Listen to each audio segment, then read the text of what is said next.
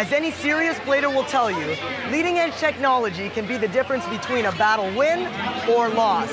So we went to the source, Steve Bono at Hasbro Research and Development, to show us the newest Beyblade gear. How you doing, Steve? Very good, thanks. All right, so can you take us through the new gear here? Sure. As far as Beyblade goes, I worked at Hasbro for about 25 years, I think. Man. And I had been there for I'd been there for about 6 or 7 years when Beyblade came around. And right after we had sort of worked on on Pokemon, we had learned about how that was a big hit. And so Hasbro was very tuned into the idea of Japanese brands, bringing them over and trying to make a big deal out of what their potential could be. So I ended up working on Beyblade. I was the lead designer on Beyblade for that first run from like 01 to 04, 05 maybe. And then I went on to some other brands. I worked on Star Wars, Transformers, G.I. Joe, etc. And then when Beyblade came back again in the 2010s, then I worked on it again, that second generation. Okay, that's nice. Yeah. What's the process of like things in Japan, like Beyblade, and like it coming over to America? How does that work? Do you have any say in that, or is it just all up to Hasbro? Well, Hasbro and Takara Tomy have a partnership based on their relationship with Transformers. They had already been sort of working in that relationship to bring that brand. That was a true partnership where it's shared equally. Whereas Beyblade was owned by Takara, Japanese company, Takara, and they and so then Hasbro would essentially constantly be in talks with them about, well, what other brands could we work on, could we bring over, and actually Takara was a licensor as well. The brand was owned by D-Rights, which was another Japanese company. Yes. They were the anime. D-Rights. I'm sure none of us, or at least none of Mr. Wolf, that hasn't never heard of them before. Let's just say he gets into trouble with them every now and a while. Yeah. But it was a weird relationship because Takara actually designed all the tops, and so D-Rights then, even though they owned the property, they were sort of beholden to Takara to create all these things. So it was it was just an unusual relationship. But Takara essentially sort of led the initiative to create everything, and depending how that did, when that first series came out, it was just wildly popular, much like Pokemon and Power Rangers and other brands like that. So they Yu-Gi-Oh and Digimon and so forth. Yeah. So Hasbro was really interested to work on that with them, and then so when I came along, when I came on board, my job was to figure out how to bring their tops to the Western market. So basically, they own the Asian market, and then Hasbro had the rights to the rest of the world. And so what we had to do was look at what they had and see if there was any issues with converting that to to our market. So that involved like the marketing message, the packaging, safety, but mostly involved the physical. Like the performance of the tops and safety. Yeah, okay, I figured. Those things spin at like 50,000 RPMs or something, and they could be dangerous. So we really were concerned about, could there be any injuries from these? And there were. I'm sure there were plenty of people that hurt their fingers or any other number of things from the top. But and so the main way that you can see the difference between our two offerings was in the stadiums, whereas we had to make some very unique higher wall and more durable stadiums, and the Japanese stadiums were always smaller and more like they had different safety standards than we did. So that was my main job, was to convert anything that seemed to be that wouldn't fit our safety standards and see if I had to redesign anything to fit. Other than that, I worked on, helping them with characters and helping them with, storylines and things like that. And, weird things like, for example, pink means one thing in the Japanese market, doesn't mean anything, just a color. Whereas in our boy, centric Western market, we didn't have a pink top. So we would change colors that we thought weren't boy, colors or boy appropriate. So it's kind of like... it's kind of like for the cartoons. There was also like when they got carried over to the sort of Western market, they have like the people who did it. They like censored a lot of things, even guns and stuff. They censored. I forgot. It's something for kids. Yes. Okay, yeah. So it was something along those lines. Because I actually, as you might have guessed, all four of us here have rewatched the original series, the Plastic Gen as it's referred, and probably an unhealthy amount of times. And I also ventured into rewatching the entire trilogy in Japanese with English subtitles. And I have some screenshots of things that were cut out that, I could see why. There's one where, like, Tyson is doing a handstand naked with a bay on his butt. So that was certainly understandable. I never saw that scene, yeah. But was there a main reason why, I don't know if you would know this, but was there a reason why there were some scenes from the Japanese version that were cut in the dub version? Or was that partially Nelvana's doing? That is entirely was Nelvana's responsibility, and they were the sort of the North American licensor, so we actually had to get approval from them on everything that we did. Okay. And they shared ownership with, I don't know if they sub-licensed it from D-Rights or they had a partnership with D-Rights, but yeah, so those were the four major stakeholders, were Takara, Hasbro, D-Rights, and Nelvana. And Nelvana was totally, their arena was to change any sort of entertainment that they felt needed to be edited or to fit all the markets that they had to serve. Because they were, like I said, they were the whole Western world.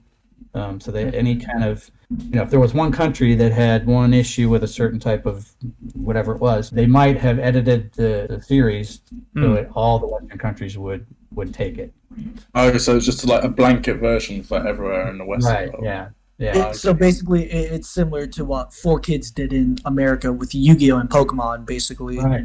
Yeah, exactly. Jelly-filled donuts. So my question is, have you ever met with some of the music producers of the original Beyblade show? Because, Beyblade from season 1 to 3, the original series, Plastic Gen, basically, they have a lot of good music. Oh, yeah. In each really good music, yeah. No, they would send us samples of the music, actually. So if we wanted to use it in, like an electronic top or something and put the music in, we could have done that. But so we had samples. But we never really met with them or had any sort of influence over how that was done. The only people I actually ever met with, what you guys already know, I met with the voice actor. Yeah. My only connection to the entertainment was the voice actors, really. I gotta say, it was a pretty brave choice on their part to actually use kids or teenagers, if you will, to actually voice. Because usually it's done by female, by women doing little kids. That sounds bad. Their voice won't change. They'll be able to keep it consistent.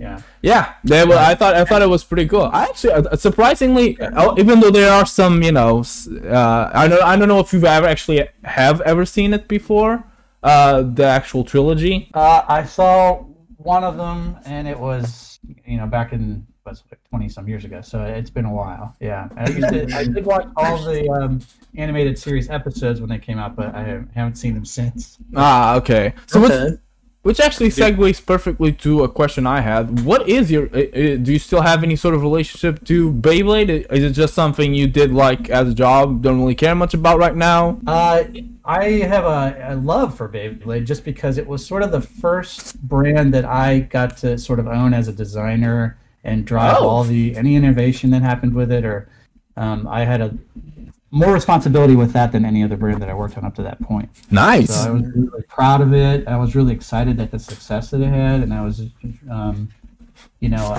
even had, fans that I would talk to a lot because we would go to the tournaments. We'd go to we had a world championship where we had kids from each country represented. And they were awesome. And I was just so cool to just meet all these kids, and they were excited to meet me, and I was excited to meet them. It was just really fun. Did you go? That part of it is unlike any other toy brand that I've worked on over the years, because I felt like I had a major role in its success. Even though it all basically comes down to an awesome product, an awesome toy that was designed by people in Japan. True. So I give them the credit, but I was really happy to be involved with making it a big deal for the markets that we represented. All right. So you said there was like kind of things that's all kind of like Hasbro, Takara, D-Rights, Nelvana. there were lots of Beyblades which made it were in the show, but never made it to production, to stores, and to actual toys. Were you guys only allowed to use like the Japanese variants, or because you did make a few of your own parts, like for the plastics, or but like. Yeah. Would have you like if you said for that from the show or another random release? Would you, like, if you wanted to, could you have made that? Let's see. I'm trying to remember the specifics of how that worked. So that we basically ran with the tops that we thought were the best performers and the ones that fit our safety standards. Like the one that I remember the most was the one that sparked in the Japanese market. Spark Knight? Yeah, I think that might have been it. Yeah. And we had to take the sparking mechanism out. Oh, that's why there was no sandpaper or flint inside. Yeah. And I'll never forget. I had a meeting with a lawyer, Hasbro's top lawyer. Oh boy!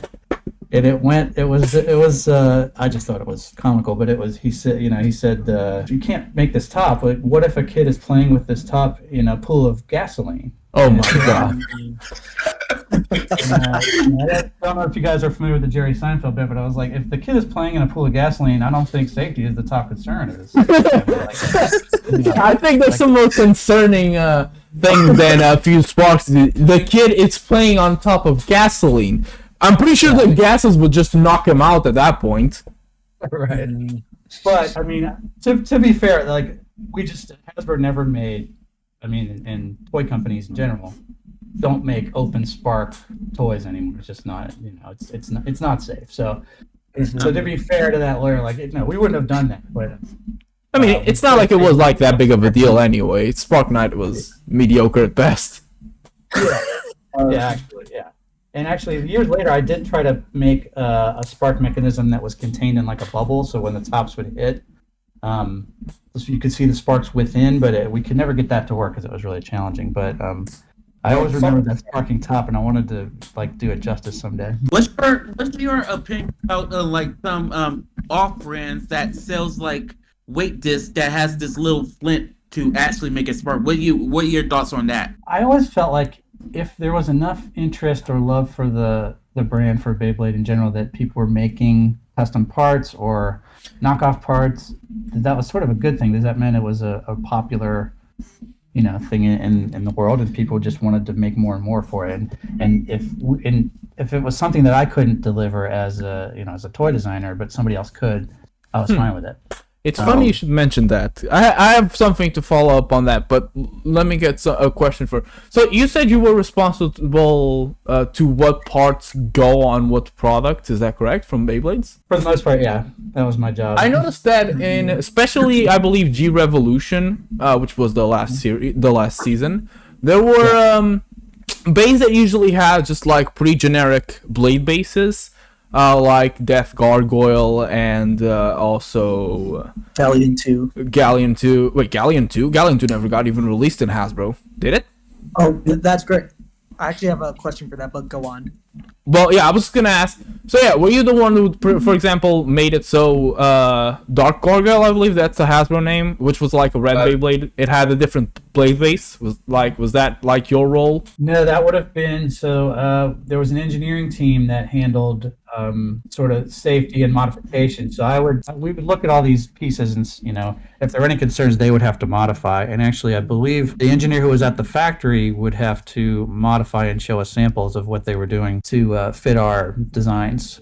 But as far as actually designing it or the final call, that was not my call. I was just recommending. Ah, okay, I see. All right, I'll let someone else ask something now. Sure. Yeah, so I actually have a question for you, Steve. Was there a reason why the rest of the HMS toy lines or even the other plastic blades were not released for Hasbro, like Shining God MS, Dragoon MS, UV, and Bloody Devil, and some of the Dark Beyblades from the movie? Oh, Bloody Devil, I forgot about that one. Would you like me to bring up a picture of these Beyblades? Perhaps it will jog the memory. Yeah, I remember HMS I thought it was an awesome expansion of the line, but what happened with HMS was that sales had been dropping, and that Beyblade was sort of running a 3-year window, for these sort of these brands that become a phenomenon. Like they start off with sort of people don't know what they are, then they become popular, then they have that huge second year, and then they tail off. And when they tail off, retailers tend to not order as many, and it just sort of it's self-fulfilling where it peters out.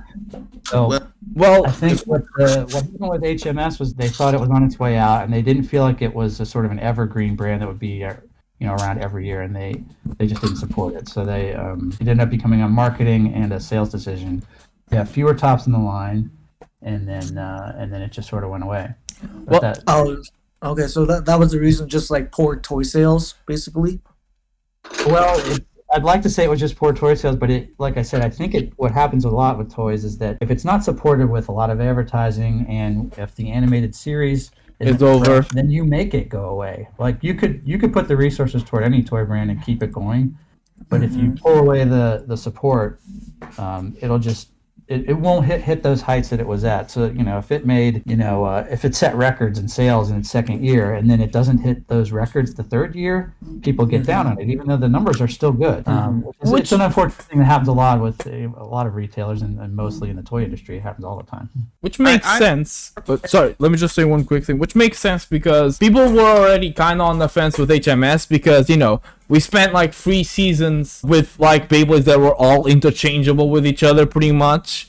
And then came in HMS, which it was its own thing, and you couldn't like mix it or you couldn't even battle. Well, you could, but you shouldn't even battle, the HMS Beyblades against the other generations because they would break. So that already was like a little bit negative. And besides, it's as if stated, the anime had already ended, so there was not even that much marketing power. Because let's be honest, as much as I like the anime, I understand that animes are pretty much just like 24-minute ads. They serve to, they tell a story and all that and all good, but in terms of corporate, they're good to sell toys. Yeah, we also found that just the fact that the anime was being broadcast sort of validated that Beyblade was still a thing that was current, that was cool. And so if kids just knew it was on TV, they didn't even watch it, but they knew it was on TV, so they knew Beyblade was a big deal. And when that stopped being broadcast, then they thought, even kids are like, well, there's no more new shows. I guess it's not a big deal anymore. They're not gonna recognize these Beyblades. Like, who is this? Who is Bloody Devil? Right. Yeah.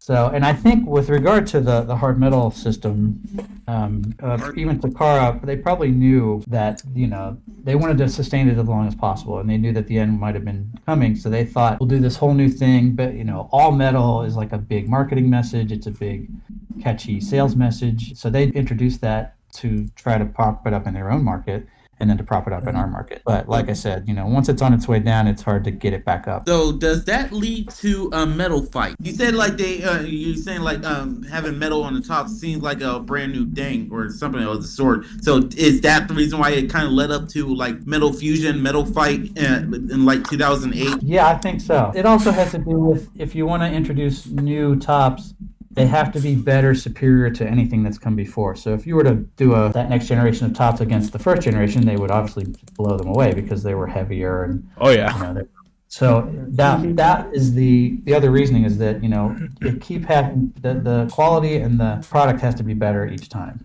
and so that's what they did, and they introduced all metal because it's also very cool. It's a cool message, and you could tell it indicates quality. It's like having a die-cast anything. Die-cast cars, Hot Wheels, for example. High quality. So I will say MFB is by far, in my opinion, the best generation to battle. At least it's the funnest. Yeah, I thought they were great. That's true. But won't there be more risk because the tops are more heavier and harder, and kids could get more injured because of that? Well, that's true, except that you'd like to think that sort of you're training your audience and your customers to become better at what they're doing. So even though it's a whole new generation of kids, the product and the people that sell the product are still the same people, and they're they see the progression. They said, well, we went to metal tops, and now the customer knows how to battle with these tops, and they're just going to get better. The tops are going to get better, and the skill of the people that are buying them people that are playing with them are going to improve as well. Yeah, because if you think about it as well, with Plastic Gen, it was the first time ever that they weren't like anything like that existed. I mean, obviously, even here, from where I live, we have something called Umpiang, which was basically like a spinning top, like made of wood. So that was already a thing, but Beyblade wasn't a thing. By the time MFB came out, Beyblade was a pretty well-established brand that even if new kids didn't, their parents most likely knew about them. So they could probably educate their kids or know if what they're buying for their kids is good or if it's too dangerous or what have you. Right. Yeah. So I think that you have to think about the perspective of the adults who are making it versus the kids who are buying it. Is we're teaching them, they're getting better, these tops are improving, and there weren't just anecdotally, I wasn't aware of a lot of issues with safety-wise with the first generation. Now I'm sure there were there's always injuries with every toy. Oh yeah. But, we were not. I don't remember being flooded with complaints and lawsuits or anything like that. So I believe the more you make of something, the more it's acceptable, and they were allowing us to continue to improve the product. So unless some major issue, the toy industry has these sort of moments where something has to be changed, and the safety standards have changed throughout the industry, and Beyblade didn't have any of those types of moments. Well, anything it does with a top or any kind of toy is mostly their fault. It's not really the fault of the manufacturer, because I can remember even as a kid, like when I had my plastic generation, I always launch my tops in the air. Sometimes it hit my face. So that's stupid. Yeah, that's not how you're supposed to do it, right? Dragoom is a special kid. It's just something we should mention. He's a special boy. He lives in our hearts.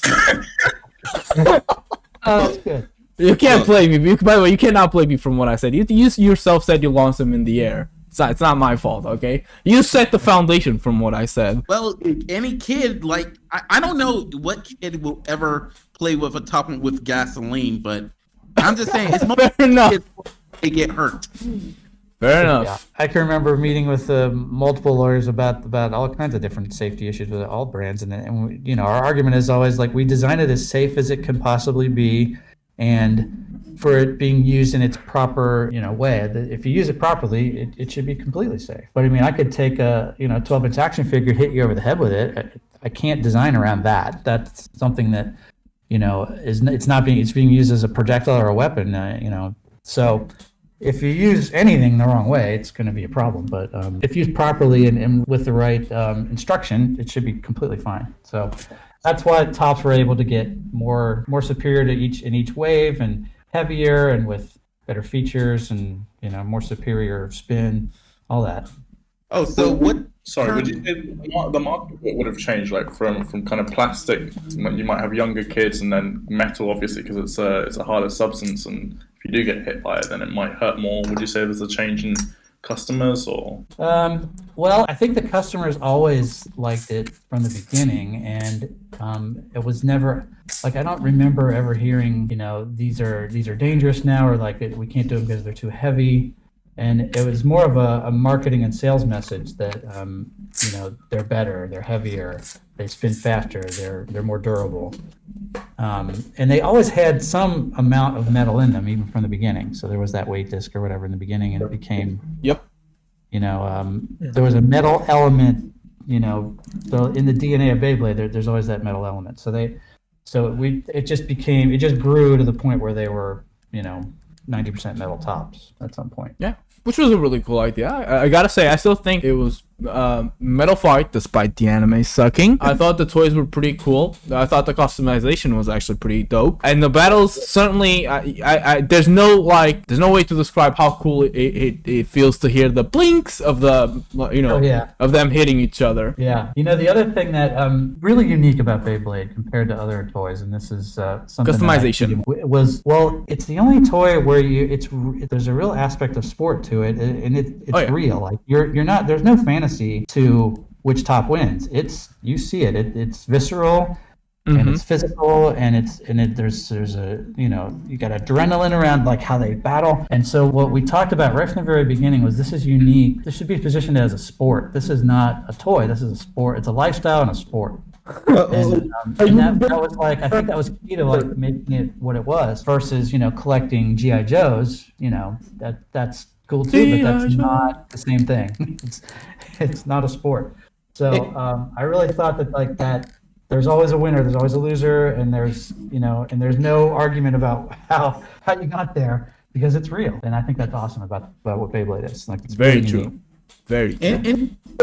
Anything that has some level of competition, it should be classified as a sport. I mean, Yu-Gi-Oh is considered, trading card games are sports, technically, right? Yeah.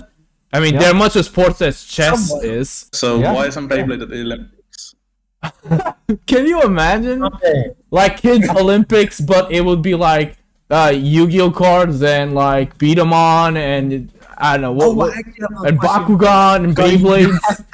That would be dope, bro. Nah, are you kidding me? That would be pretty cool. The kids Olympics.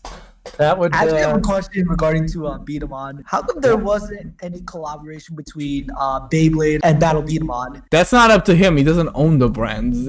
Well, I know, but like that was kind of a missed opportunity because Battle Beat-em-on was kind of getting popular at that point, Oh yeah. and Beyblade was just ending. yes, I did a lot of work on Beat-em-on as well. Oh. Okay. I did, but Beat-em-on never reached the same level of enthusiasm, both with like fans as well as with internally within the corporate world. Like it just wasn't as big of a brand. It wasn't as big a deal, and so it never. Okay. Well, it is what it is. Yeah, Again, I mean, we we tried to sell it, and we tried to make that was the next Beyblade, but it really wasn't. It had the same idea about it's anime-based Actually. competition, but the quality of battling wasn't as good. Like Actually, Beyblade Steve, had that. It was an interesting and fun concept, but yeah, like looking back, it was kind of like a poor man's version to Beyblade. It's similar to what I think. oh my god, that's really rude. How dare you? It's called Marbles versus Spinning Tops. Yeah. Yeah. By the way, Well, I remember making presentations for Beat-em-on and trying to push the Beyblade connection. And I'd show it to management, and the people in the room, they'd look at me like, yeah, okay, we kind of see what you're saying, but it's not the same. It's not as good. I would not get as much enthusiasm with my development of that segment. which actually reminds me of Because I something. remember in some of the Magna Core toys, like in the boxes, there'd be a little leaflet about Beat-em-on. I was like, what is this? What is Beat-em-on? Yeah, it was you like mean in the Beat-em-on packaging or in the Beyblade packaging? No, in the Beyblade package. in the Beyblade pack. Yeah, it was like all over. Yeah, that was again Marketing. an attempt to ride on the sort of the Beyblade popularity and drive another battling experience. They knew that there were more tops being sold than Beat-em-on. Oh yeah. Actually, tell me something, Steve. I don't want to divulge too far away from Beyblade because that's kind of the main topic of this. But I do have a question about a different product that these three only know because I told them about it. But it's something that I actually grew up with and I've always enjoyed. And I actually do still have about three toys of it. Do you know what mini four-wheel drives are? Maybe let me bring up an image to see if that can refresh your memory. I don't. These were also sold by Hasbro. They were like these little cars that had wheels on the side. And they had an anime that also went along with it. Any of this ring a bell? I don't really remember these. The anime was called Bakuso Kyodai. Let's it go. There you go. Now were these in the UK? Were these prominently in the UK maybe? Well, I'm from Portugal, and these were here over here, so they were all over the world. And there is a Hasbro and Takara. I think it wasn't Takara. It was Tamiya actually. I believe that. It was Tamiya that released the toys. If I'm not mistaken. Let's go. Yeah, Tamiya.com. So yeah, I'm guessing Tamiya at the time was also a competitor to Takara. So. Well, they eventually, obviously, they bought them. So. Oh really? Takara Tomy is now they're combined right now. Oh, I know they bought Tomy, hence the name Takara Tomy. I didn't know they bought Tamiya as well. Maybe I'm wrong about that. I thought they did. I mean, mind you, I'm not a guru in like what company owns what. I didn't even care that much about this. I was just But yeah, as you can see here. A lot. I might be completely wrong about that. So, But yeah, as you can see right here, as it stated, by the two founders, many other companies have ventured into the mini four-wheel drive market, including Tokyo Marui, which I thought only did airsoft. I don't know why they did this, but and Hasbro. There you go. Well, what I can say about that is I think there was a big development office in London that I used to work at periodically, a Hasbro office, and they were in charge of development for European markets. So it's very possible that they developed this, produced this, and it was sold only in Europe. Because I don't recognize these at all. It could be another brand that did it. Because the thing about the difference between the ones that were being sold here and the Japanese ones, that the ones that we got were very big compared to the actual. Like these are a little bit bigger than the palm of your hand, or like your whole hand. But the big ones, the ones we got over here, they were like you couldn't wrap your whole like hand around it. So they look cool. I mean, I like the look of them a lot. The anime, yeah. I've never seen them before. Yeah, they're actually pretty good. It's an old show. Like the show aired in like the 90s, give or take. Let me just confirm. Bakusu. No, that's Bakuten. So not to be confused with Beyblade. Yeah, right. Which 153 episodes for the first season. There's 5 seasons. I don't remember. But yeah, there you go. July 1994. Okay. So it is an old, as you can tell by the art style, it's an old boy. It's old, yeah.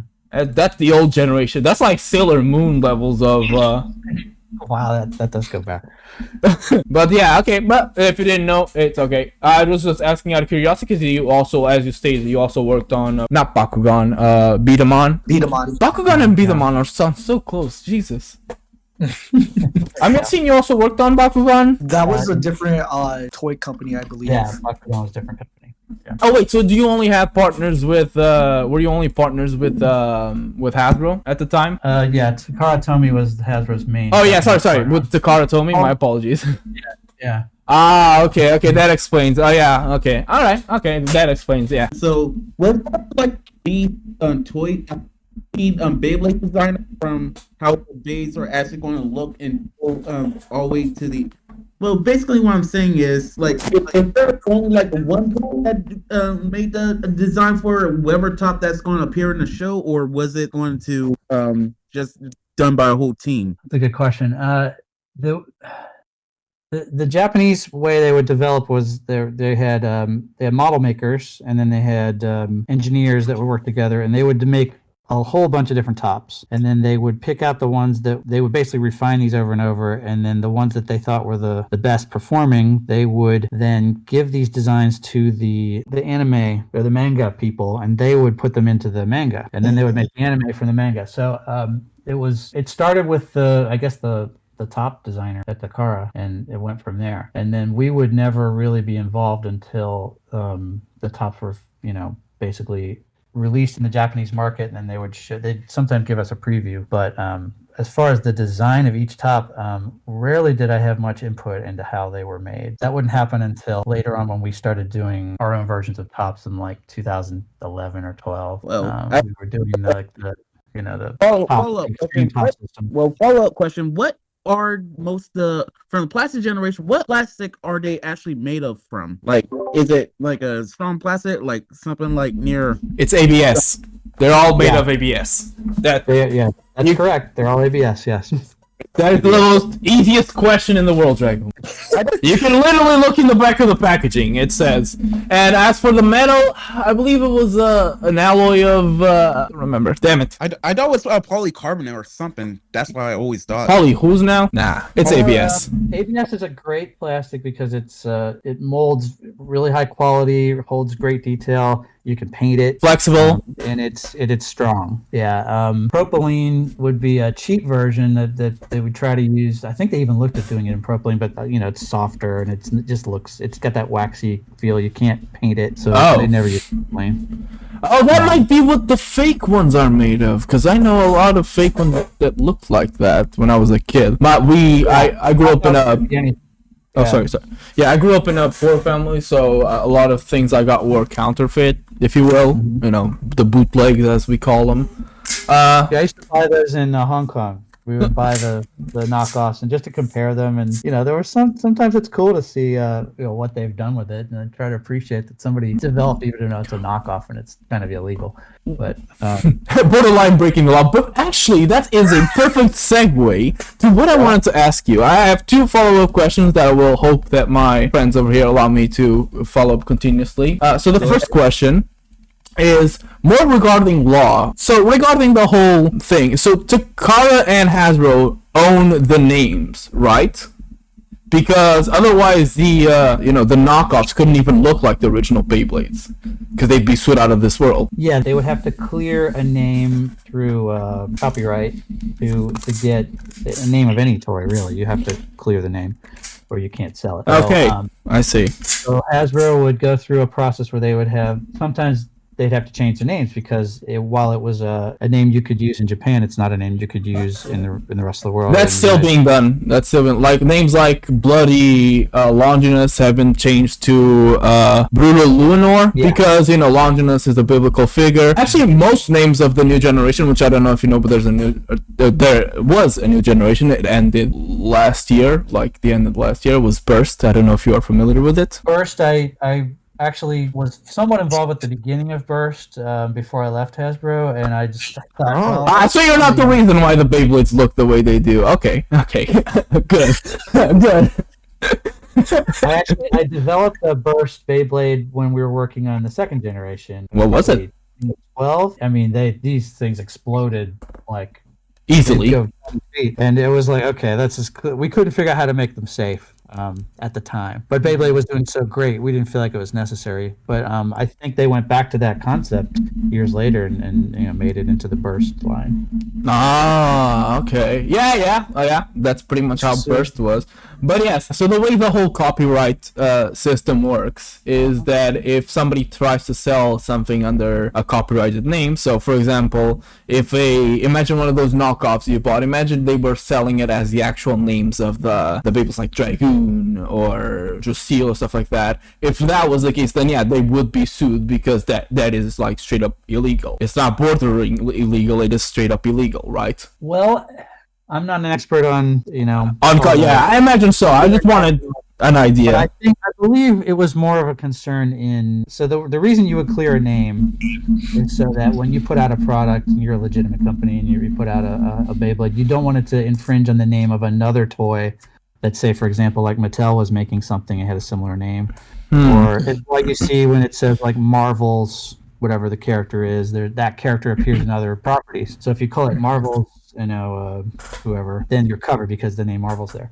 So it's more about protecting yourself against getting sued versus suing other people because, ultimately they're making a knockoff product to begin with. And so the product itself is already a infringement. So I don't think they'd even care what the name was. I think often I don't know if it's deliberate or they change the name slightly to make it look like it's a different brand, that it's compatible, or I don't know what the reason is, but the knockoff names are always a little bit wrong. Yeah, they're always a little interesting. But Hasbro was okay because they had a direct partnership with Takara, which meant they can use the names unless it's like something profane or something like that, right? Right. And then I remember changing names mostly if the name didn't clear, then we'd have to change it. And then also if we didn't like the name for whatever reason, if it was a name that, like you said, was profane or insulted people or just wasn't a good marketing message, they would try to modify those names. I actually have a question about that too. Yeah. How come like majority of, well, not majority, but like, or I guess I would say some of the Beyblade names were changed, like from Venus, Poseidon, and Ariel to Capricorn Strike G, Venusian, and Ocean Wrath? Why the change? Can I before you say, Steve, can I try and guess? Sure, go ahead. I'm guessing it's to do with religions and stuff along those lines and like cultured figures. Zeus was Oh yeah, fair enough. Yeah, I think in the case of Venus, I'm sure somebody in marketing thought that is a girl's know, Oh, I see. Okay. a feminine, anything that was perceived as too feminine, they would not market. Went to the towards boys. chopping block. Okay. So that's Venus. As far as the other ones you mentioned, it could have been something with the naming. The name didn't clear, or I can't really say because I don't remember those specifics. But the Venus name jumps out at me is like that. I bet somebody in marketing said, "No, let's make that a little more masculine sounding." Ariel could have been because Ariel was a goat, or in this case a Capricorn. So they thought, why is this named Ariel? It has nothing to do there's no mythology about a goat named Ariel. So we might just strike it to Strike Capricorn G. The G probably came from it being an engine gear Beyblade, which it wasn't an engine gear, but it came in the same thing. And Strike is probably because it was boy, Strike, it sounds cool. Strike Capricorn. Something I imagine at least. And I think as far as the names go, they would try to be consistent. If they were all names based on a certain pantheon of deities or whatever, or if it was names based on astrological signs, you'd want it to be consistent.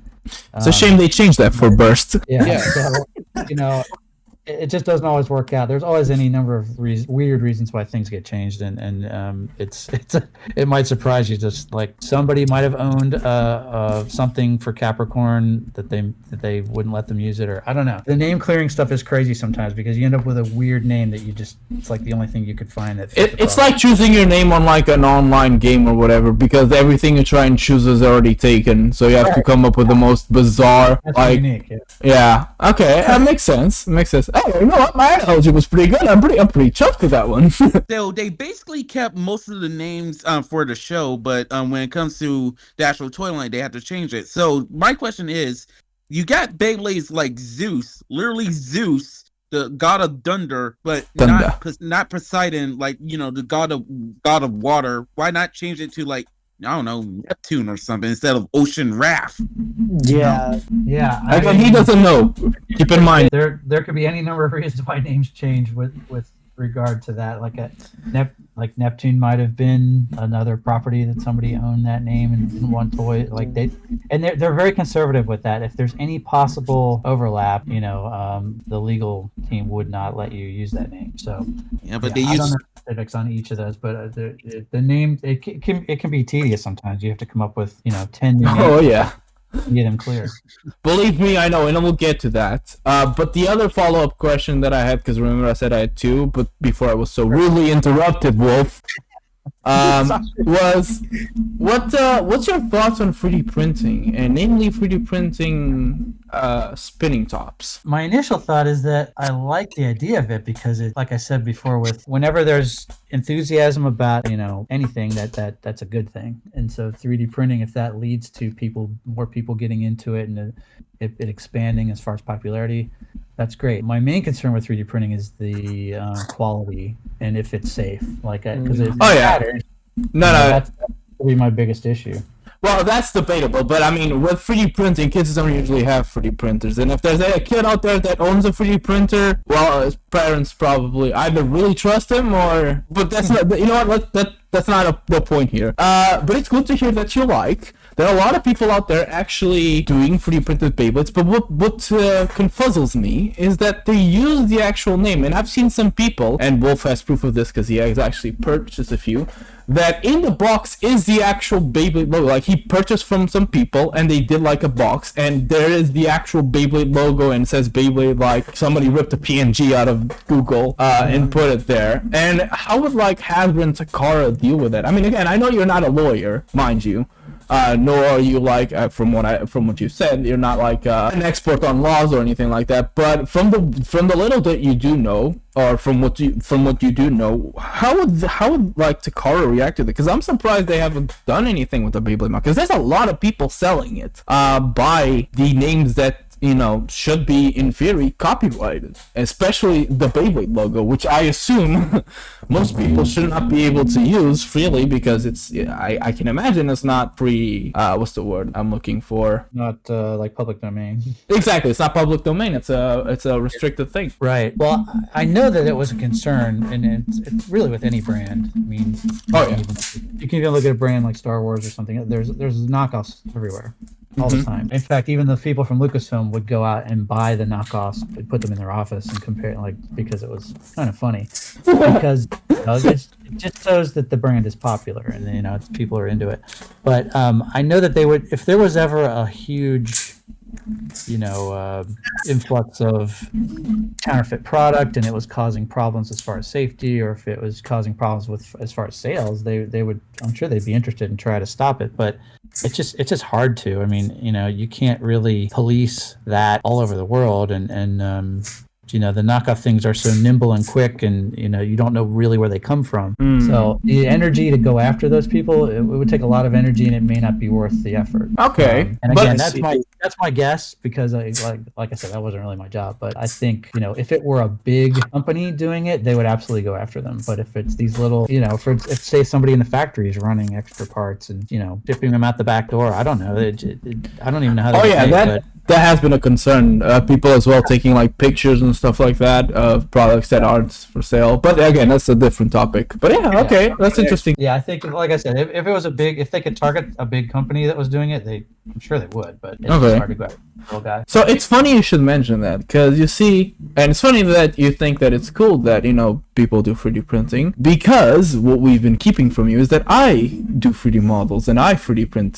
But mind you, I don't do Beyblades, because as we all know, Takara and Hasbro own the Beyblade name. I do not. Mine are called Battle Blades. It's the little things that I have made, and though they are inspired by Beyblades, they are not Beyblades in any legal way, shape, or form. Yeah, and I have made a few that are inspired by the ones that were never released from the anime. Oh, really? Oh, yeah. That's cool. If you want, I can show you a few. I'm not trying to sell you anything, by the way. I'm just showing. No, I'd love to see it. Yeah, I think that's awesome. So, if we go over here, and I should give you a quick tour. One good example of one that I have been doing over here is Queen Thea, and this is inspired by a Beyblade that appeared in the second season of Beyblade, but never actually was released as a toy. Wow, it looks so familiar too.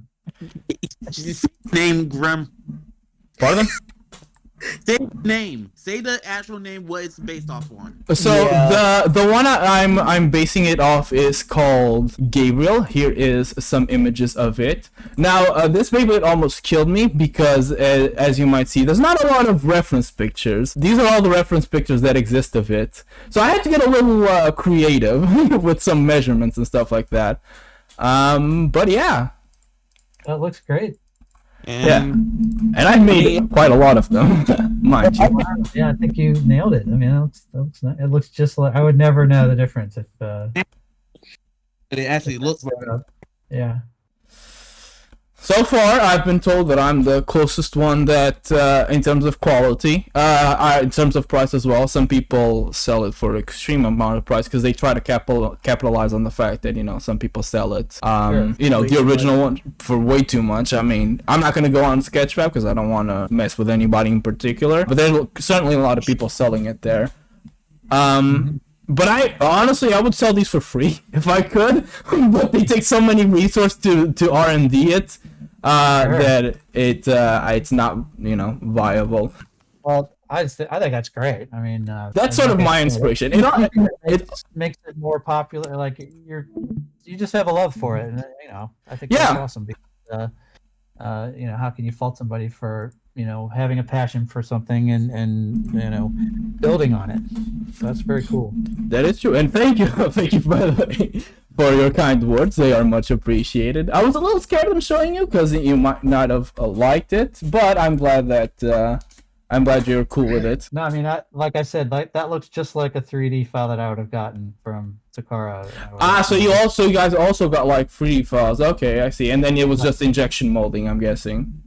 You also can't say too much about the processes, I imagine, on how. Well, the process is no secret. It's it's just injection molded tools, like you say, and by the time I saw it, the tools had already been cut, so it's not like like I said, I had any influence over how they made them, unless they had to be modified, and they do duplicate tooling. They are made with stronger plastics. There is a singular Beyblade that is from Takara that is made with a plastic so brittle that if you sneeze on it, it will explode. Oh jeez. And it's called Ariel, which funnily enough is the one we were talking about the name not too long ago. Yeah, exactly. That Beyblade suffers from what is called, and you as someone who worked on Transformers as well probably heard this expression, it's called gold plastic syndrome. Yeah, Yeah, so Takara decided, hey, let's make a toy that gets hit very often at very high Gs, and let's make it out of the most brittlest plastic possible. What could go wrong? Hell, the Beyblade breaks just assembling it. Yes. Even well, whenever you introduce a metallic element to the plastic, it makes it more brittle. So, and his is surprisingly intact. But yeah, that's a Beyblade cannot be battled because it will. Good lord, it will not survive. Although the Hasbro version is slightly better than the... One at a time, please. One at a time. Wolf, you were first. Okay. So as I was saying, although the Hasbro version of Ariel 2 is slightly better, Capcom Strike G, it still has some of its problems from the Takara version. Wait, it does? I thought. I mean, it doesn't break anymore, does it? I don't have one. It doesn't completely break as compared to the Takara version. But the actual design itself is not great, is what you're getting at, right? Yeah, and also assembling it like new in box is a pain in the butt. Like if you saw Box Off 93's video, it's not really that stable. By the way, the Box of 93, the person we're mentioning, he's a YouTuber who unfortunately no longer uploads. I don't know if he's dead or anything, but it's a shame because his videos were actually pretty interesting. But he pretty much unboxed all Beyblades, right, Cap? I think you can pretty much he unboxed all Hasbro, and if not all, then almost all. He did more Takara, but he did a few Hasbro bays as well. Yeah, because he did Hasbro and Sonocon, I believe so. Yeah, so he is known. He and a few other YouTubers are known. Like these are like legacy YouTubers. These are YouTubers who no longer upload. But yeah, I also have a YouTube channel, by the way. Quick promotion. Actually, all three of us over here have YouTube channels. Caps is dead. Wolf is going good. He is the most famous out of all of us. And Dragoom and I haven't uploaded because of personal reasons. So that's the current status. We'll have to check out all of you guys. well, like he said, Grim do 3D prints. I mostly kind of review his 3D prints. It was actually because of Dragoom that I started 3D modeling, because he was buying like 3D models from other people, and the 3D models weren't that good quality, and he was paying a ridiculous amount of money. And he was my friend because he helped me out a lot, because he gave me my favorite Beyblade for free the first time we met. So by definition, we became friends that day. And I was like, you know what? Let me give a crack at it, and here we are now. And now I'm miserable in that inside because R&D sucks. Yeah. It's true. Steve, was there ever kind of any or models that were in the show or like didn't make it to the stores that you saw? You're like, I really wish that was made. I think he's referring to prototypes of Beyblades that never actually went through. Yeah, or from the show or anything. Nothing comes to mind as far as Beyblades themselves. There were any number of like launchers or stadiums or other things that we tried to make. Fucking Crusher's launcher was. Yeah, that was gonna be. We would buy like the little miniature skateboard ramps and things, and try to put tops in there and bowls and different things. But so pretty much throwing things at the wall and seeing what sticks, right? Oh yeah, well it was like, what's a new way to get these tops to react and move, and is there a new surface we could play on? But Takara was pretty consistent with what they built, and we generally brought new play areas to the table. But for the most part, we stuck with that sort of vacuum form plastic bowl. We could never really get out of that because that worked the best. It's funny that you mentioned vacuum forming. Sorry, because. Though I do 3D modeling, 3D printing, our good friend Dragoom over here wants to do vacuum forming. So how about you tell us your experience with vacuum forming, Dragoom? Well, basically, with my experience with vacuum forming, I was inspired by another guy on the internet that was selling Beyblade stadiums. Because currently, with the Beyblade Burst line, he was selling those Beyblade Burst anime base stadiums. So I got inspired by him to try to have my luck to do the same thing. but I have a more simpler design. Like here, if I can show you a little prototype right here about a stadium I do vacuum form is finally completed. Nice glove. The big problem is I have been having trouble getting my vacuum former to actually be stable. And I also have a question. How come most of the Hasbro stadiums never have a secondary tornado ridge like Takara Tomy stadiums? I don't know if he's the most appropriate person to ask that, but do you know anything about that? Do you know what a tornado ridge is, Steve? I'm trying to remember. It's the little ridge right there that Dragoom is pointing to. So, if you want, would you like me to bring up the 3D model so I can highlight what he... Oh, there you go. It's that part that the bay is currently grinding on. Yeah. Mostly keeps the bay inside, but there's lots of them have 2 ridges to actually keep the bays inside, making it harder to actually knock out. But they usually just grind around on it so it can actually stay in the stadium, go in and out of the stadium. Mm-hmm. Well, some of them had that, didn't they? I'm trying to remember which ones specifically. Wasn't the Super Vortex Battle Stadium, didn't that have a double ridge? Yeah, but I'm talking about mostly of the plastic generation, actually. Yeah. Well, all I can tell you is that the stadiums were always designed for best action and within the safety standards. So if there was ever a reason that the tops would jump out, that would be a feature that they'd have to adjust. So I can't imagine that would make them jump out, though. But... No, quite the contrary. That makes it so they don't jump out. But actually, Dragoom, tell me, what is the secondary one that you're talking about? Is it the inner or the outer? Well, actually, most of them just needed one, but I guess I was talking about the outer, but I'm mostly talking about the inner one because most of the Hasbro stadiums were just missing at least one tornado ridge to keep the battle going, because most of them was just kind of like the plain bold design and then just pockets. I think from what Steve has told us, if I may, Steve, guess.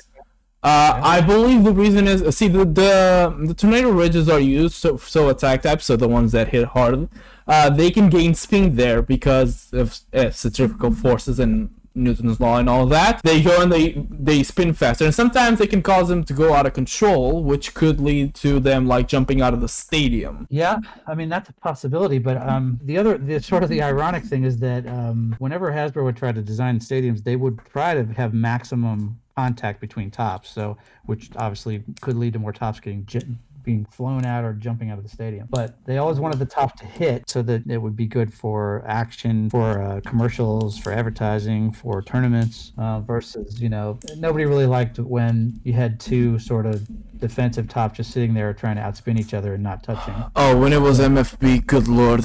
Some battles were just so boring. Right, oh, so Jesus. boring. So, you'd never advertise it that way, but... You could go make a sandwich and come back. Yeah. They still be like just standing there looking at each other. So you'd want them to hit each other, knock each other out, but not knock each other literally out of the stadium. So that was the fine line they had tried to walk. As far as the ridges go, I'm not sure why there would be 1 ridge or 2 ridges or no ridges. Did you see the stadium that Takara made, the Tower Stadium? I don't think I have. They made it, I think, in the anime as well. Wait, do I want to finish? Wait, is it called Twin Tower Stadium? That could lead... Tower Stadium. Tower okay, Stadium. okay. Tower. Okay, let's not bring up some bad memories. There you go. And it's not the burst one, right? It's plastic gen? Yeah. Yeah, plastic. Bakuten, yeah. Do you know the code? The B0 code? Oh my god, what is that? Oh, that stadium, yeah. Oh, Shout out to Keyblader007, by the way. Cool vid. 15 years ago, my god, I'm old. Some generic ass song in the background. But yeah, what did you want to ask about this Cap, about the stadium? Because there was a reason. If you've ever seen it or heard of it, or what you thought of it. There were at one point in time we developed I can't remember who built this thing, but I said, what if we did like 4 or 5 levels, like oh my god, And they'd battle. They'd basically fight, and they'd drop down to the next level and keep battling. They keep dropping down through different holes. Eventually, they did do that with Burst. For This Burst, one. yeah. So that was the stadium, was sort of the logical progression of that concept that was years and years ago. Yeah, I actually have a question about regarding stadiums. How come like stadiums like the Magnet Stadium? Like I know you guys made a kind of dish for the Magnet Stadium as well as the Ultimate Stadium. How come those were never made into Hasbro? Oh, let's see. Well, Hasbro did a version of the Magnacore Stadium. They had a plate with it was you could put the surface. You basically rearranged the magnets and put the surface. Yeah. But that was the only one that came out. By the way, Steve, can I just say how cool it is the fact that you actually know the names of all this stuff and you're just not a generic, person who worked at it but didn't care? That is actually really cool. I mean, I think Magnacore was the name I came up with. I had a few names that got in there. Oh, damn.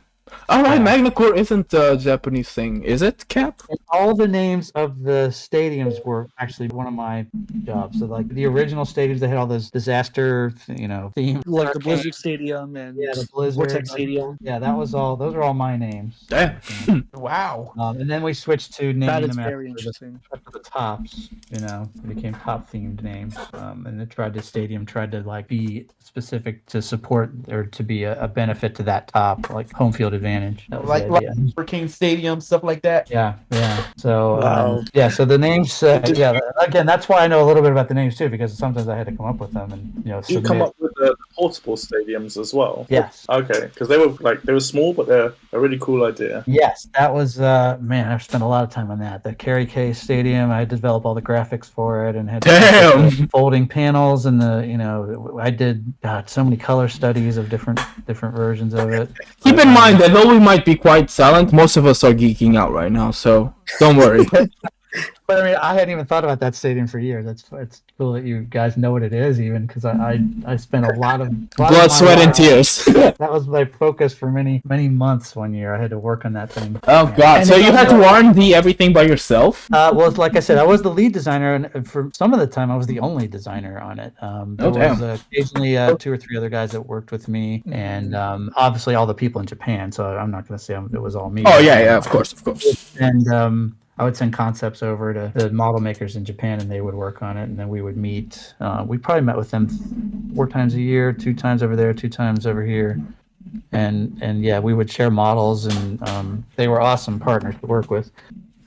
I always loved working with them. But yeah, those stadiums, that was because that was not in their market. I spent a lot of my time doing stadiums, so I knew a lot about the names and about the shapes and styles, and we had to make sure the colors were different, but they were all cool, like aggressive boy themed colors. Again, so no pink stadiums out there. And again, this is all a product of the time, because I'm sure that's not what the company wants anymore, or is too. Well, I think they've grown past that a little bit, but I would be shocked if I ever saw a pink Beyblade Stadium, considering that it's primarily a boys' action property.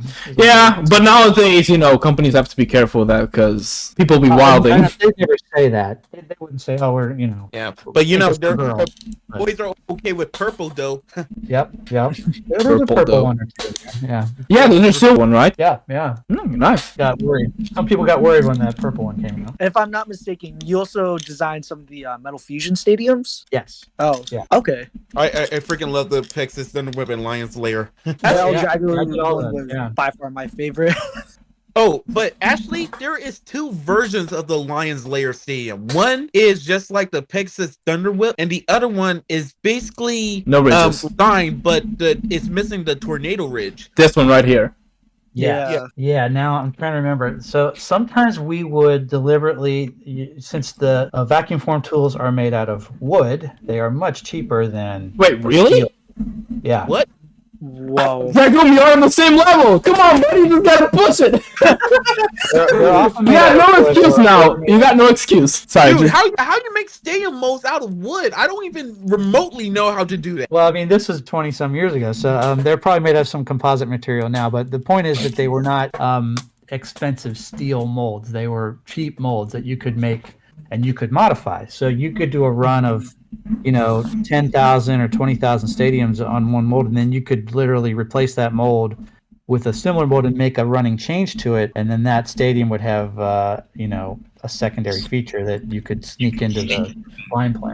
So Beyblades were injection molded and stadiums were vacuum formed. Is that correct? Correct.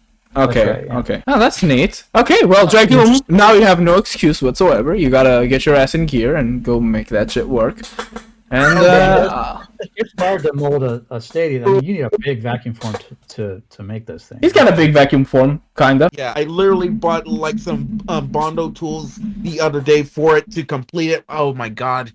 Woohoo, the adrenaline is getting to me. And again, keep in mind that we're doing all of this not for profit or anything, because we'll never be able to compete like with any big companies. This is all to, you know, get people cool things to keep the sport alive. Well, sure. I mean, that's like I said. I keep telling you guys that having a healthy fan base that's excited about, you know, whatever it is great, and it's important, and you have to encourage it. So, you know, I think a lot of companies have even come around to, you know, I've mentioned Star Wars a few times. Lucasfilm finally embraced the fans, and you know, it just made it grow more and more. So you can't tamp down on people's enthusiasm. That's just not smart. You should you know, nurture it.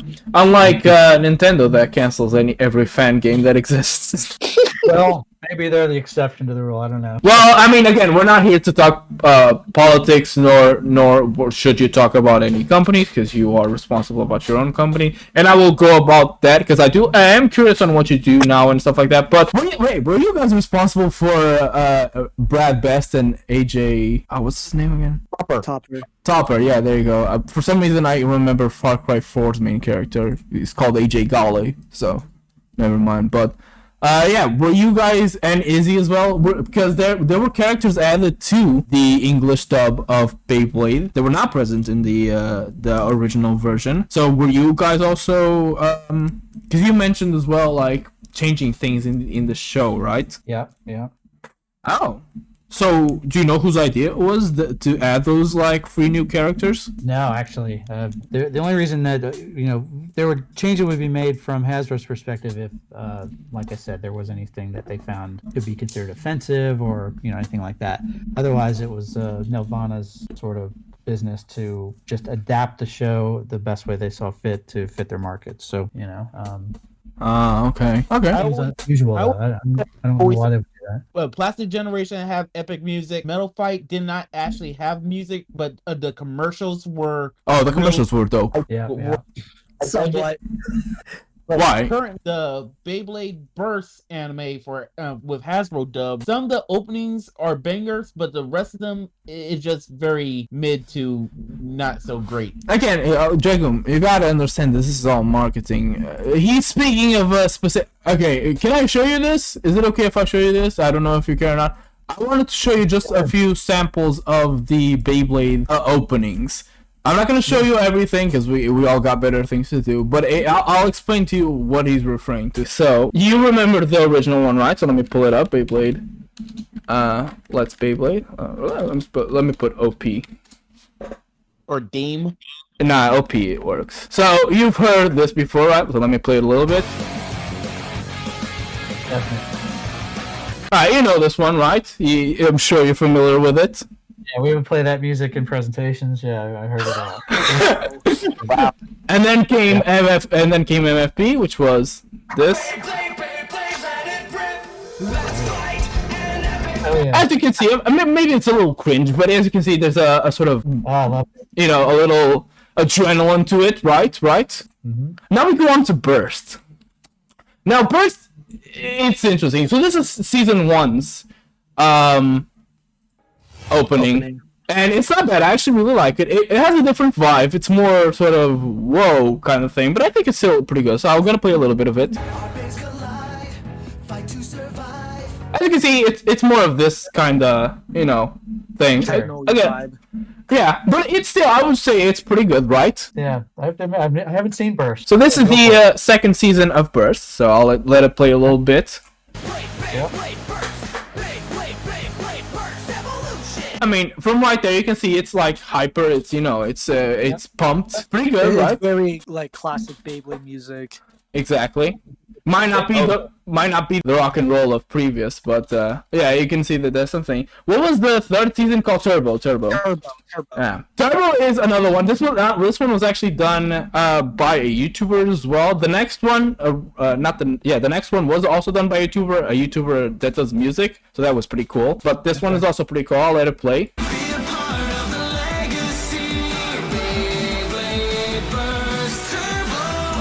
As you can see, I would say, pretty good for a Beyblade opening. That's great. I love that.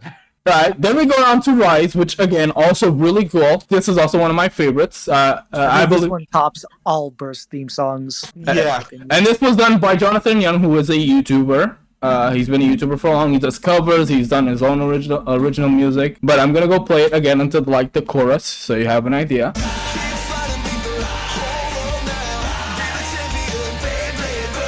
And it repeats again with more thing, but as you can see, pretty hype. I would say I like it pretty much. And then, and then we go on to they're laughing because they know what's coming. Then we go on to season 5, and I'll let you draw your own conclusions. You ready? Okay, go for it. We got the spin, sun in my hands, ignite the fire. We got the win, sparking it up, down to the wire. We got the spin, here in our hands, we burning brighter. We got the win. Now I'm gonna stop it right here. Mind you, I'm not saying the song is bad or they was sang poorly. Oh, by the way, look at that. There's a defect right there. It's missing the thing to pull the ripcord.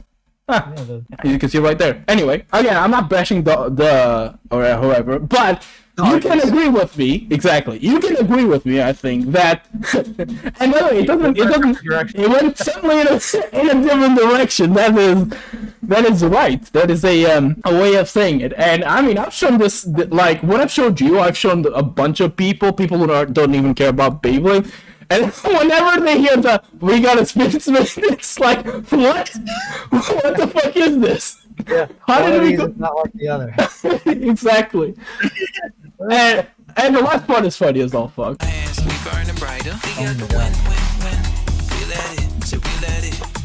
Again, I'm not saying the song is bad. It's actually, after rewatching it like 20 times to show people, it kind of got stuck in my head a little bit. Yeah, but it's so weird. And it's like, if this was like the outro song or whatever, fine. But as an intro song, it's so peculiar. This theme song had the same problem the Shogun Steel theme song had. Oh yeah. Very rap, and it just did not fit the theme of the show. I haven't even watched Quaddrive or what was the other one? Quad Strike and Quaddrive. I haven't even watched those ones. Hell, why don't we take a gander? Their themes are better than Surge, but they're still not very good. What are you talking about, bro? That's banging. What the fuck? That's way better than Surge. I've had probably like a motherfucker at this one. Nah. This is, I mean, again, the Surge song isn't bad. Don't think it's a good intro song for Beyblade, but the first time I heard that shit, oh my god, I was like, I couldn't even. Was it you, Wolf, that showed me because Phantom? Yeah, I showed you the Surge theme. Oh my god, I was flabbergasted. I was like, Jesus, they can't be real. And I mean, this is just a stupid song. It doesn't even matter that much. But yeah, however, let's just say, not to get political or anything, but all of us that can hear, all 4 of us, the ones that are quote unquote interviewing you, can agree that Hasbro made some interesting changes to the Beyblades, and they kind of objectively got worse each season. Yeah, I could see that. So as I'm sure you know, because you did work on MFP, correct? No. No? Okay, never mind then. But with MFP, they already got some flack because the last season's Beyblades were missing a lot of gimmicks. They were very hollow, just overall very cheaply made. They look like knockoffs. And let's just say that it's the same here. Again, it's not your opinion, or it's not your place to talk anything about the company. That's more on our side. But yeah, I mean, you guys are experts at it. You know what you're talking about. yeah. I mean, most Beyblades these days, like from Burst, like the latest season, they don't have metal where they're supposed to. They don't have like stickers or paint or anything. They're all hollow. They're missing gimmicks, like core gimmicks of the Beyblades themselves, and they're Basically, like they just look like McDonald's Happy Meal toys. pretty much, yeah. Would you like me to give you an image to compare? It was good till like after season 2. 2, yeah. Yeah. Until season 2. Oh, yeah. Oh, Steve, did you have anything to do with the Burger King toys? oh, that's a good question. I Or was the Kelloggs? I was Uriel? made aware of the Burger King toys, so I knew about them, and I believe we might have even tried to work with them to make sure that there wasn't, we didn't want the Burger King making toys that would overlap the toys that we were making. We wanted them to sort of complement each other. So that was the goal anyway. Ultimately, they could do whatever they wanted, but we tried to make it work so that they weren't doing knockoffs of what we were doing. So, Sorry, sorry. Kellogg's did some pieces as well, or Oh, yeah. so it was some sort of brand. I don't know if because they were actually fully compatible regular plastic Beyblades, so I don't know if you worked with them as well. I want to say I did, but I just there was a lot of. I was probably doing about 200 views a year, so that I was trying to crank through a lot of material. So I'm trying to remember specifics on that, but they may have like submitted to us just as a courtesy, or we may have even brainstormed with them. I can't remember. Oh, there you go. Here's the good example. Oh, sweet Christ. So this is Takara Tomi's Savior Valkyrie. It is the 5th, 6th, I lost count. But it is one of the most recent evolutions of the Valkyrie line of Beyblades. As you can see here, this is it with all the stickers and stuff like that, right? It looks neato, yeah. Here's a CGI model, by the way. So as you can see, it is relatively close to the show. Even though, I will say as a personal opinion, not Microsoft, sorry.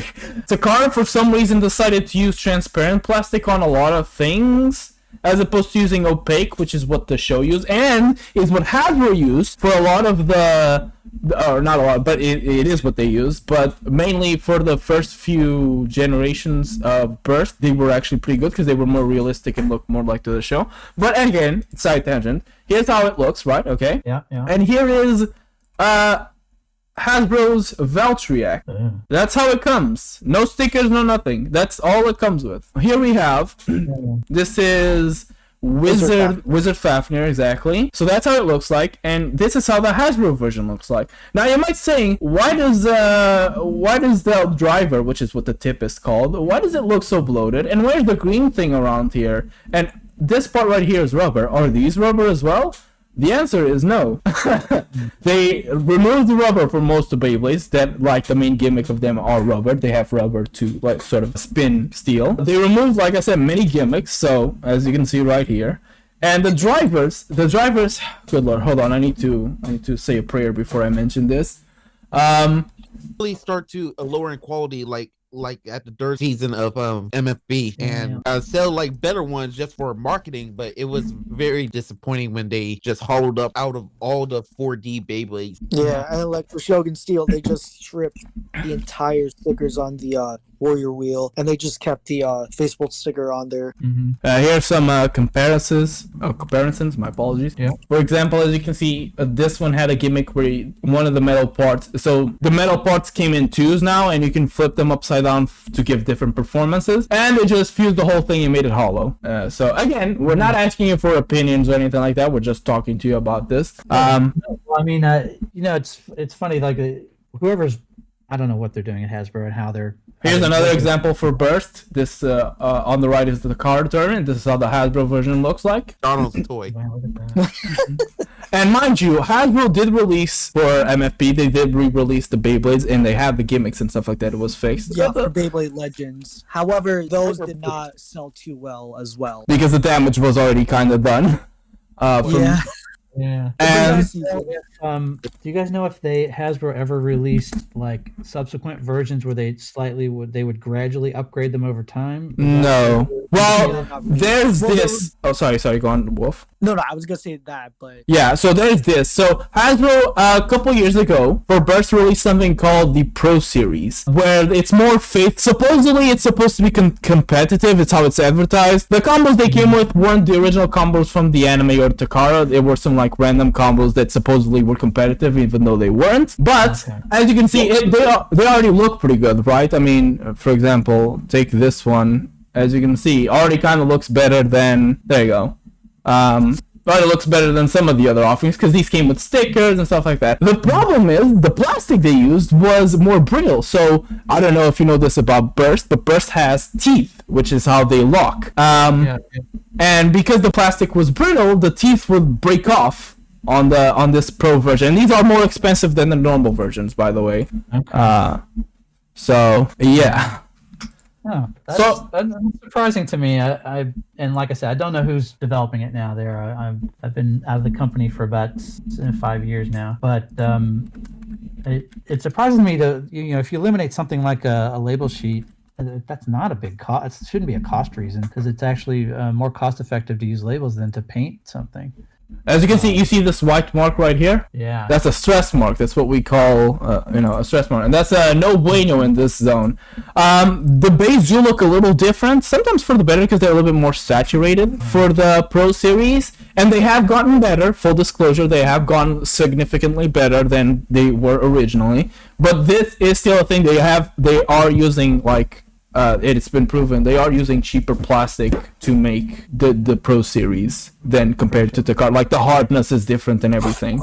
But yeah, sorry, you were saying? Not as durable. No, I was just saying, obviously they're not as durable if they're getting fractures and... Oh, yeah. Yeah. Could say that again. Yeah. Anyway. No, you guys, every time there's a difference between a Japanese top and a Western market top, all the fans jump on that and they always show it, so it shouldn't be a surprise to anyone that you guys notice these things. I mean, because it happens. I know they're most likely fully aware of what's going on because big YouTubers that they partner with and stuff like that, they constantly talk about it unless they're being paid, obviously. But again, that's not the point here. They constantly talk about how bad it is and they do tests to prove there's a YouTuber that pretty much reviews every bay that comes out as soon as possible, and he always does the teeth wear with Hasbro. He always with Takara Tomy, he doesn't really do it because obviously it's the originals. But with Hasbro, with the Pro Series, he always says it. It's a feature of the video, the test. Yeah. Well, I mean, it just sounds like an engineering problem where that should be correctable. And again, these are being marketed as the competitive version, and this isn't something that people have taken from the title. In the description of the website, it's stated that this is being the competitive thing. And by the way, these if you look at the most recent image that Wolf posted, you'll see the Takara, the Hasbro, and the Pro Series Hasbro. None of these are compatible with each other officially.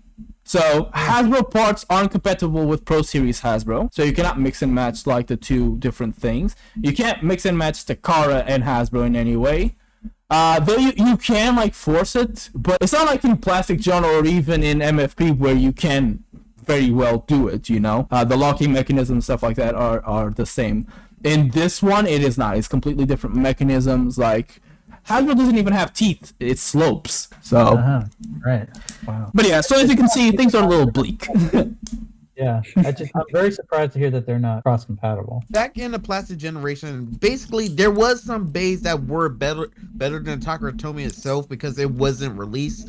But now the tables literally has been flipped. It's very bad how lots of the bays are very fragile or the cheaper plastic that's being used. I mean, I don't know what's going on in Hasbro. I don't know if they're trying to save money when they know if a actual good product more people would buy. So I have no idea what's going on over there. And mind you, this isn't because of the current sort of global crisis that's happening. This was all before even COVID. So yeah, okay. So this has been going on for a while, and it's a little sad because again, as I stated, I live in Portugal. We don't get Takara Tomy products over here. We barely get Hasbro. Like I by the time that the third season came, we still had like season 1 toys first. So, and the fact that we only get this, thankfully I've met wonderful people on the internet, like these free knuckleheads you see in this conversation.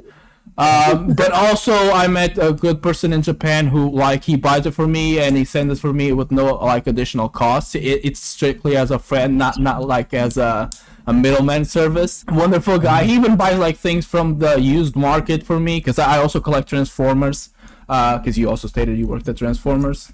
I really like Transformers. Even Transformers, by the way, I'm gonna go on a little side tangent here. Even Transformers have suffered massively, like incredibly so as well. It wasn't just Beyblades. I think all products from Hasbro have been affected quite a bit. Like Transformers have become more hollow. Some of the designs are worse. The plastic, like if it's white, it yellows very easily, even if it's not exposed to sunlight. Breakages, bad engineering, just like a lot of bad things basically. But anyway, sorry, I didn't mean to go on that tangent.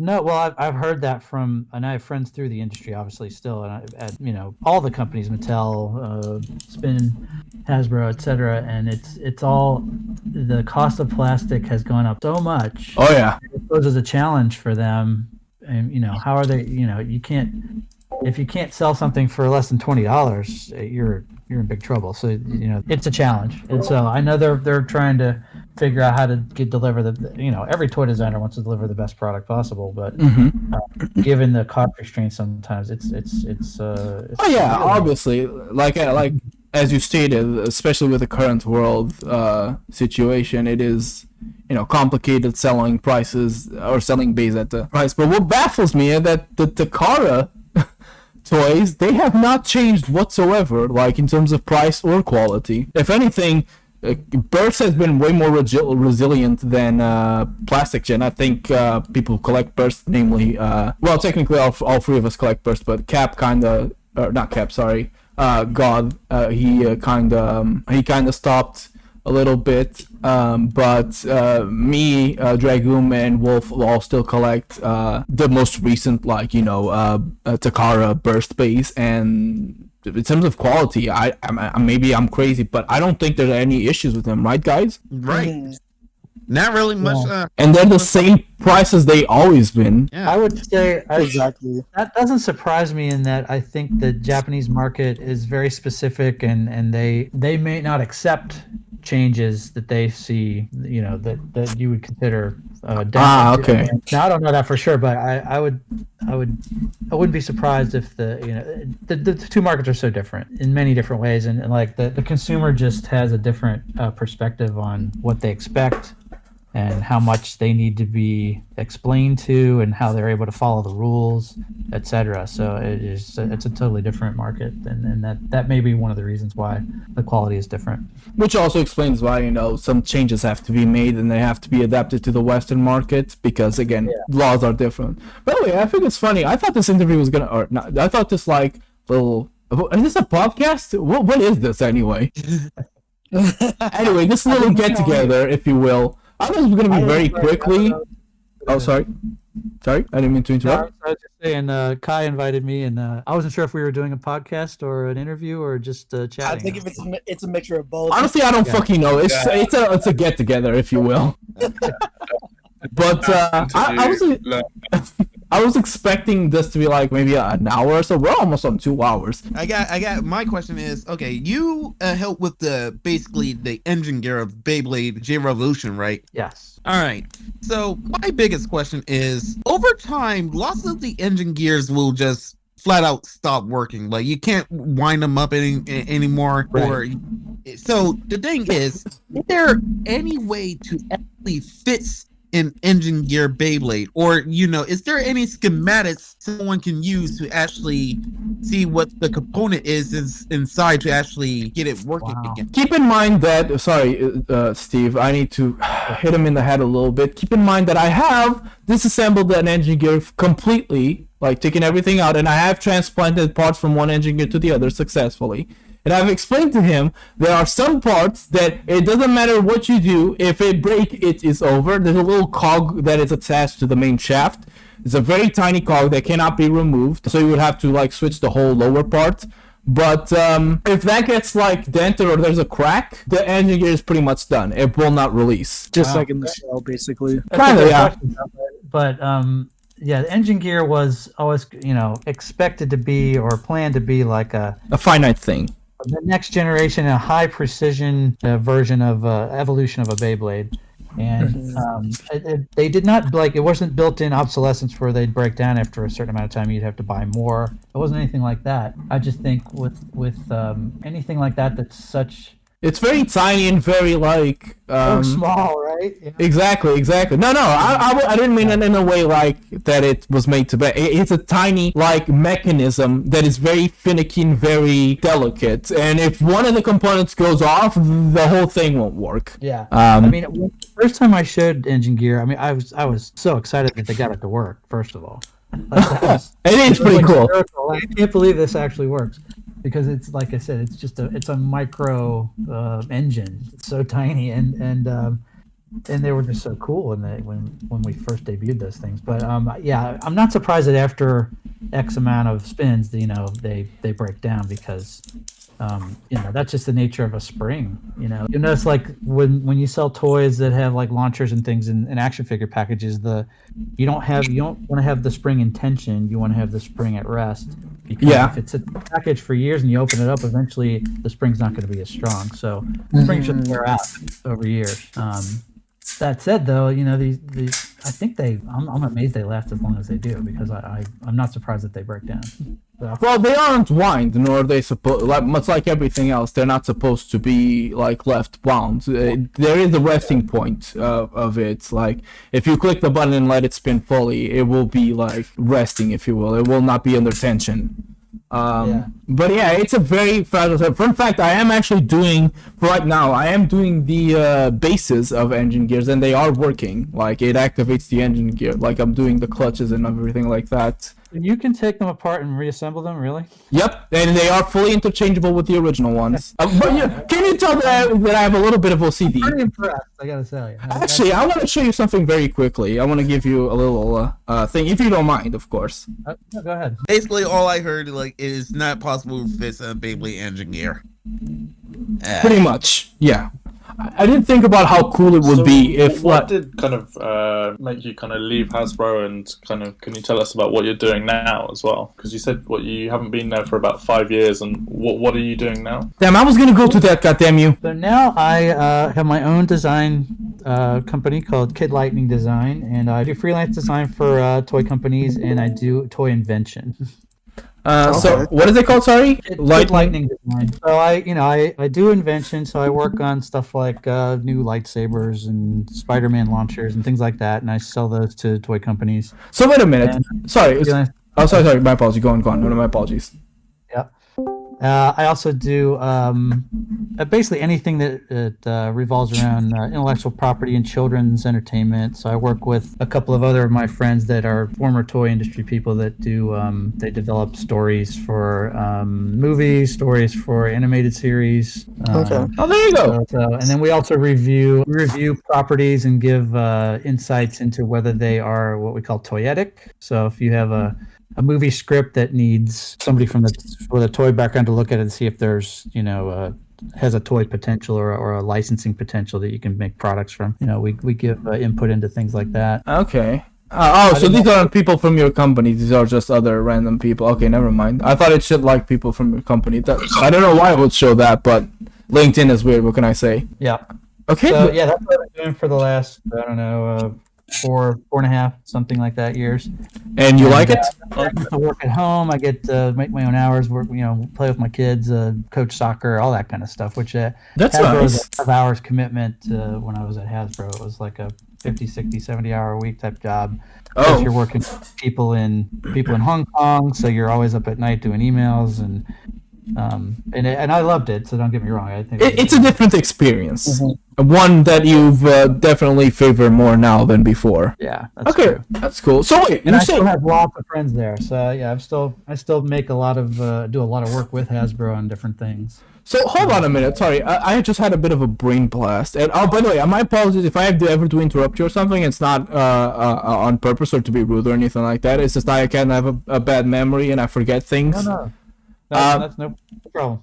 So you, sir, are a designer, right? You do sketches and you. So would it be possible? And mind you, I don't have much money now, but I can save up and do it. Could you come up with a battle blade for me to turn into a free model? I guess I could, yeah.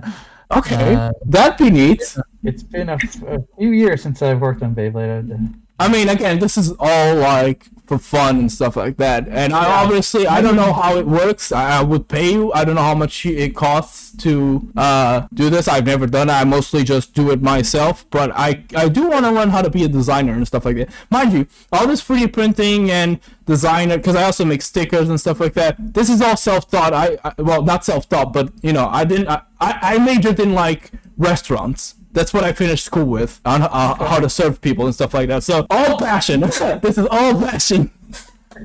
Well, I'll tell you, if you're developing Beyblades in 3D and printing them and doing graphics, it sounds like you're already a designer. So. Yeah, I mean, I have some things. I took inspiration of nothing. I just came up with them on myself. But for right now, as you know, all art begins with the art of imitation. So for right now, I'm inspiring myself on other projects that are similar to the things that I'm doing. But in the future, I definitely want to make like my own things. But I would love to make a model out of a sketch or something that you would do. That I think would be pretty cool. Maybe I can make that one free or whatever if you want. I don't know how we rock with it, but it's more again. Sorry. Let me look through my old. I'm gonna look through my old files because I probably have some sketches of. It's actually funny you mentioned about old files because if I go to my inspiration folder over here, this is like I have OCD, so that's why there's folders on folders on folders. But for Bursts, it was actually released like concept art of like evolutions that never panned out. So this is how the actual Beyblade turned out, and this was like how it was gonna be, and like all very detailed. And I have thought about, and I have talked to originally, I believe, the person who made these, if I can turn them into like 3D models and stuff like that. And they said that, yeah, sure, go for it. And yeah, it would be neat if we could do something like that. Again, this isn't for marketing or anything like that. If you want, I can make the models free. I just think it would be a cool like life experience too. You know, as somebody who loves Beyblades, you know. Like I said, I might have some kind of like sketches of some concept tops or something that we never went with, but see if I have something. That would be really cool. Come on, that was a pretty good idea on my side, right? Come on, somebody say something. Yeah, it's about 20 years ago, so I'd have to look through some old files. But yeah, no rush. Obviously, I don't want to take. I'm sure you're a busy guy. I'm sure you got other projects that people that are more important. But yeah, that would be really cool if we could work something out with this. Because I mean, you are a quite prolific. Even if you weren't the guy who made them, you are still a cog, if you will, on the whole like Beyblade community, and especially so on bringing it over to the Western market, which is where I'm from. I know I'm from Portugal. We don't get Japanese things over here, so that would be really cool as a sort of milestone. Yeah, definitely. Okay, well, let's see what I can come up with. All right, I think it's really gratifying. I can't do it. Never mind. People liked what you did. Like people were totally into the toys that you put out in the market or. Yep. Out in the world. I mean, mind you, I didn't start right now. I started a while ago, but due to issues with printers and stuff like that, 3D printing is very hard. Yeah. I was only able to post something recently, and it got a good amount of traction because it was a product that some people wanted a lot. But definitely, it would be really cool, like making a product, if you will, that was designed by somebody like you. Yeah. Well, let's see what we come up with. That'd be pretty neat, I think. Oh, we could do it. We could do it free ways, because you said you might have concept for the first generation, right, but not for the second. Well, with the second generation, we got into a lot of sort of secondary things like I don't know if you were into Beywheelz or any of those other Warriors. Dragoom knows what Beywheelz are. So we did the idea was to like expand the brand into different directions, and if people are into Beyblade, then maybe they would like these other things. So they weren't as. I mean, it's hard to match how well Beyblades battle and work, and just the system is so perfect. So to come up with something else like the Beywheelz never paid off. No. Thing, and we all knew that, but I just thought they were cool looking, and to try to get a battle system with 2 wheels is a lot. Bay Warriors as well. You need a Bay Warrior cyborg. Yeah. The Bay Warriors, I thought if they had given more time to develop them, they might have become something better than what they were, but they didn't last very long. So No. There's a lot of effort went into like making those things work at all. They were challenging. But what I was referring to was, if you do have concepts of the first generation, we can go with that. But if you want to take a crack at it, and again, we can start with the first generation, then you'll go from there. But if you want to take a crack at designing a Beyblade from each generation, I'd be willing to try and turn them into 3D models. Yep. Well, like I said, I'll have to see what I have and what time I have. But if I have like some old concepts that never saw the light of day, I mean, no one would. It'd be pretty interesting to see what you'd come up with. I can also make it. I've never done something like this before, but I would like to donate to a charity at some point. So if you want to go that route, we can also do it. Like sure. all the funds gained like from like these Beyblades will go straight to a charity kind of thing. I don't know. We have to work it out. Again, that wasn't the point of this get together. It's just something that kind of appeared to me, because if you are a designer, that could be an interesting thing. Hell, maybe we can even get you some more work. I don't fucking know. Yeah. Well, like I said, let me take a look at what I've got. I've got to go through some old files, but maybe I'm trying to remember. We did a lot of top brainstorms, and there may be some interesting notes in there. Something I could. Is it okay if I add you as a friend? I promise I won't bother you. Oh, sure. I'll go send. I think we should all do that. You don't know what you're in for now, Steve. You have just signed a deal with the devil. Why do I feel like I kind of am? No turning back now. You kind of touched on it before, but like you said, you got to go to London and Japan. But when you were at Hasbro, did you how much did you get to travel and go and see different markets and things like that? That was one of the best parts of the job, actually. There was, like I said, there was an office in London near Heathrow. Stockley Park area, and I would go there probably quite once a year, but just about every other year I'd get to go there and spend some time with the designers there. Because I also worked on Action Man. So the fuck is Action Man? Action Oh wait, Man I remember. No, I remember. I used to have some. I had Yeah. one that had like a gun arm or something that when you press the button it would raise up. Yeah, there was Action Man was a big deal for a while. Yeah, it had like an A, like an orange A, right? Yeah, The symbol. yeah. Oh yeah, I remember Action Man. Oh my god, I'm old. Holy fuck. It was great. So I remember whenever I go through Heathrow, if I told them, if they say, "What do you do?" and they'd say, "I work on toys, I work on Action Man," they would let me right through. Not Beyblade, just Action Man. Yeah. But as far as travel goes, I would go every year to San Diego Comic-Con and work in the Hasbro area for that, and that was awesome. I always loved doing that.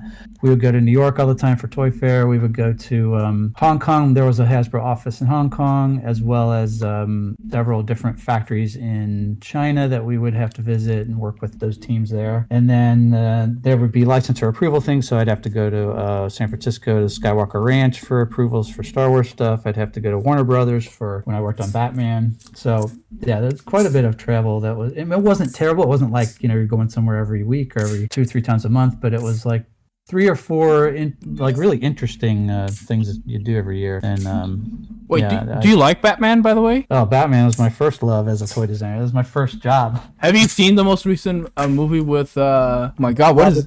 Robert Pattinson? Yeah, the Batman. Yeah. Bro, I did. What did you think? I thought it was pretty cool. It was kind of like that version of Batman as a detective, as like more detective than action hero, right? Yeah, I love that movie. I love that movie. Yeah. 3 hours, more like 5 minutes for me. That shit that flew by. I loved it. I didn't even need to think, because the cinema I went to did not have breaks for some reason. The movie, so it was like constant 3 hours, and to me, I didn't even need to go to the bathroom. I was just stuck to that movie, like everything from the soundtrack and stuff like that. But anyway, yeah, I just wanted out of curiosity. I love that movie. Yeah, I liked it a lot, and I think DC and Warner Brothers doesn't know what they're doing with all their DC properties, but Same could be said about Marvel.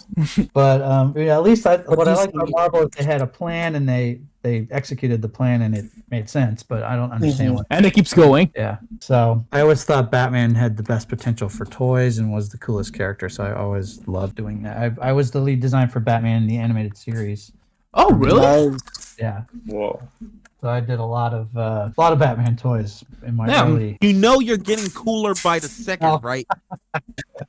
Well, I'll take your word for it. Yeah, you got a fan base. If you didn't have a fan base before, you have one now. Yeah, I could. I have a lot of friends that are just based on Batman knowledge and the love of Batman. So, actually, I was hired at It was Kenner at the time before it was Hasbro, and I was hired to do Batmobile pattern drawings for models for Batmobile. So that was my first job, and that's how I started in the industry. Oh, okay. Oh, that's neat. Yeah. Who'd have thunk we would be talking about Batman considering we were talking about Beyblade? Those are pretty great. That's the concept of Batman Beyblade. I thought about that, but that's a topic for another time. I do have concept sketches of Beyblades for Star Wars, Transformers. I'm a 3D modeler. Just saying, we can work something out. There was a Spider-Man top. There was a Optimus Prime. There was Transformers is my favorite, definitely. I mean, I love Beyblade more than Transformers. Actually, I love all of them. You know what? If I had to describe myself, I collect collections. I don't just like one thing, and I don't like everything of that one thing. I like a bunch of things out of a lot of things. That makes sense. Well, I mean, there's a lot of collectors that do that. You collect all the stuff, all the coolest stuff from each property. Exactly. That's kind of me. I wouldn't say it's the coolest. It's just whatever I like. I don't have all Beyblades, nor do I plan on having. Some of them I couldn't give less of a fuck. Same thing with Transformers. I don't collect, like, mostly the most recent ones I don't collect. I don't have too many Transformers. They're kind of expensive, but I love Transformers as well. Can get pricey. Oh, they're so big. Oh my god. Well, they used to be. Now they shrunk quite a bit, unfortunately. And speaking of Transformers, the Rise of the Beasts. Yeah. Beyblade Burst. Oh yeah. Oh god. Oh With god. the app, yeah. I mean, Hello Kitty did as well. I don't know if you know that. Hello Kitty had a collab with Beyblade for Takara, and it was actually pretty good. What? Did they? Oh, you don't know? Yeah. I still have yet to get it. I really want to get it. It's actually really fucking tough. Surprisingly, it's something I didn't find like stupid or anything. I thought it was like, why don't they do this more often? I would collect the shit out of that kind of stuff. Steve, whose idea was the Beyblade trading card game? Beyblade trading card game. I think that originated with Takara. Okay. Here you go, Steve. Oh wow. So it is basically, this is building upon a Beyblade that already existed, which was Is that real? yeah. No, this is an actual product that exists. Yeah, Takara actually released that. This is a Takara only, by the way. What's the Spriggan called? I forgot. It's not Astral. There you go. So they basically took a Beyblade that already existed called Astral Spriggan, which is an evolution of a Beyblade, as you can see right here. And they recolored it a different color, and they added this part, which is kind of unique. It has the same gimmick as the original one, but it has this Hello Kitty thing. And this part is actually called, I think it's called Hello Kitty. I think it's all this part. So this is technically called, Astral Hello Kitty. This is the full. Okay. Yeah. If you switch this part out for something else, it could be something along the lines of DB. There you go. Come on, guys. I need your help with this. DB. What is the Valkyrie called? Could be Savior Hello Kitty. It could be a bunch of things actually. Anyway, this kind of didn't go how I planned. But you can make some really funny names with it. But anyway, yeah, this is an actual official product by Takara. As you can see, this is the box. I'm not sure why, but I think it's kind of awesome. I actually really like it. And Hasbro did something similar, but theirs was exclusive only to the game. So they had these Transformer Beyblades from like the most recent show. But they didn't make toys out of it. They only made the app toys. So. Oh, okay. Right. Game models, yeah. Didn't they say they're going to make a collab with WWE or something? Randy Orton! An RKO from nowhere! That's a good idea. They should do that. No, they said it was going to do it. Oh, well, they showed Beyblade Quaddrive on WWE Apparently. for some bizarre reason. And apparently some WWE... Oh no, this is... What the fuck? Why is the Beyblade here? There's no Beyblade here. It's only the Asylum set? Ambrose Asylum Beyblade match. Asylum Beyblade version. Can you imagine if they made like a stadium that had cages as the borders? Oh, that'd be cool. I think they made something like that for MFB. I'm not too sure though. Man, I swear to God, they are sitting on a gold mine. They're still going to release, what is it, the Beyblade live action film, aren't they, in a couple of years? No. I forgot that they said there was supposed to be a live action Beyblade movie. I don't understand how's that even going to work. God, I swear, if the CGI is shit, I can't. I mean, like, here's the thing: Hollywood does not learn from their past mistakes with anime live action films because they already butchered so many of them already. So, can you imagine if it was a Netflix one though? Oh God. That's even worse. Yes, it is.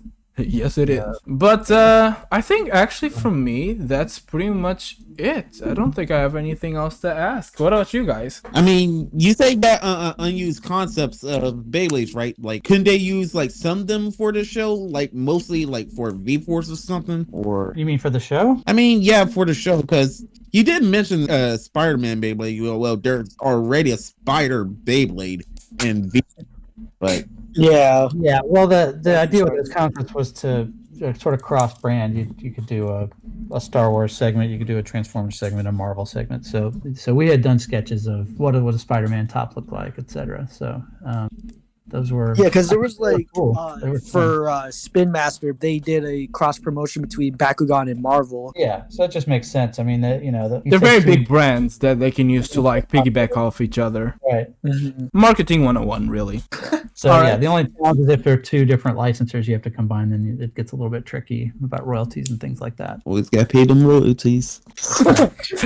True that. What's your favorite Beyblade out of all the series? If you have one, obviously. I like different aspects of each one, but the original one was so different to me that I still have a fondness for it. But I think as far as like the quality of the show, I think the metal. I think he was referring to like an actual Beyblade from the first series. Yeah.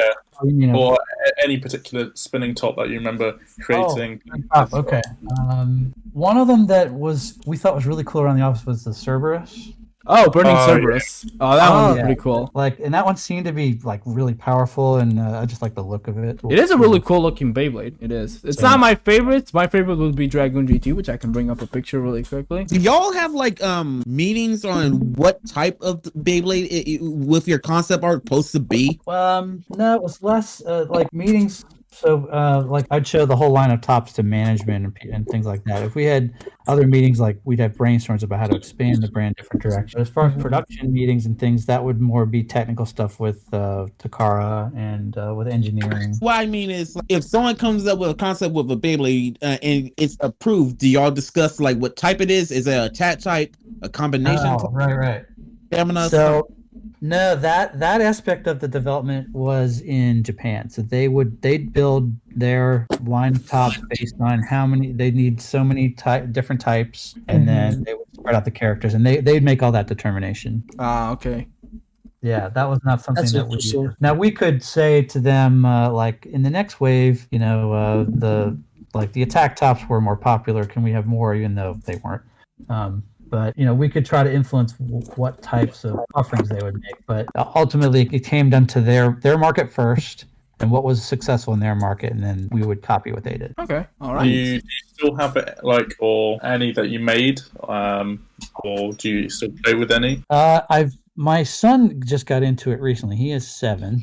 Oh boy. Okay. And he just discovered it, so that's been surprising. I didn't know if he would ever, you know, he didn't like action figures, so I think it's cool that he at least likes Beyblades. So.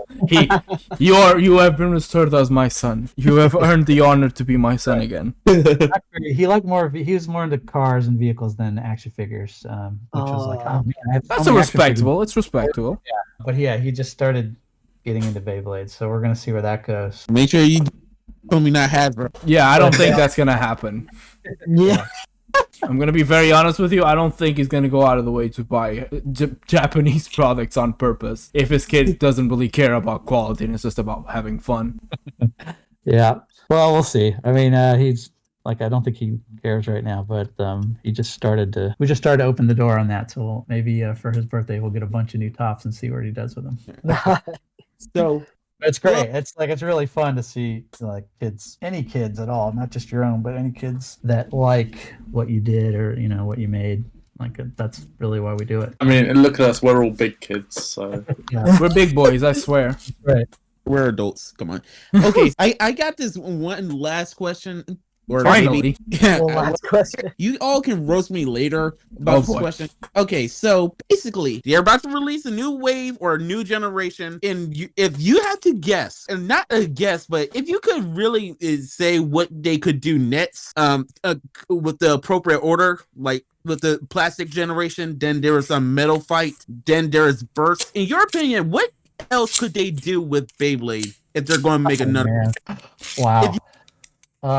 Man, well, that's the real challenge. So that's what they work on every day. Is like, what's the next biggest best thing? It has to always get better. I was really surprised that they got burst to work because, like I said, the first model we made of exploding tops was so dangerous. I thought, well, that's never going to happen. So they figured that out, but I don't know. The one thing that they never got to work that we tried this so many different ways was Beyblade drones. What the fuck? Oh, We were trying to make Beyblade drones that you would battle in the air, and they'd have they'd have sensors inside so they could tell when the other one was, and they'd collide in midair, and you try to knock one out of the sky. That was the thing that I thought was super cool. That someday maybe they'll figure that out, but I don't think that's safe for children. From America. Really. I mean, considering Dragoom over here was already launching Beyblades in the air and having them land in their face, I don't know if that is the best. I don't know if that is the best.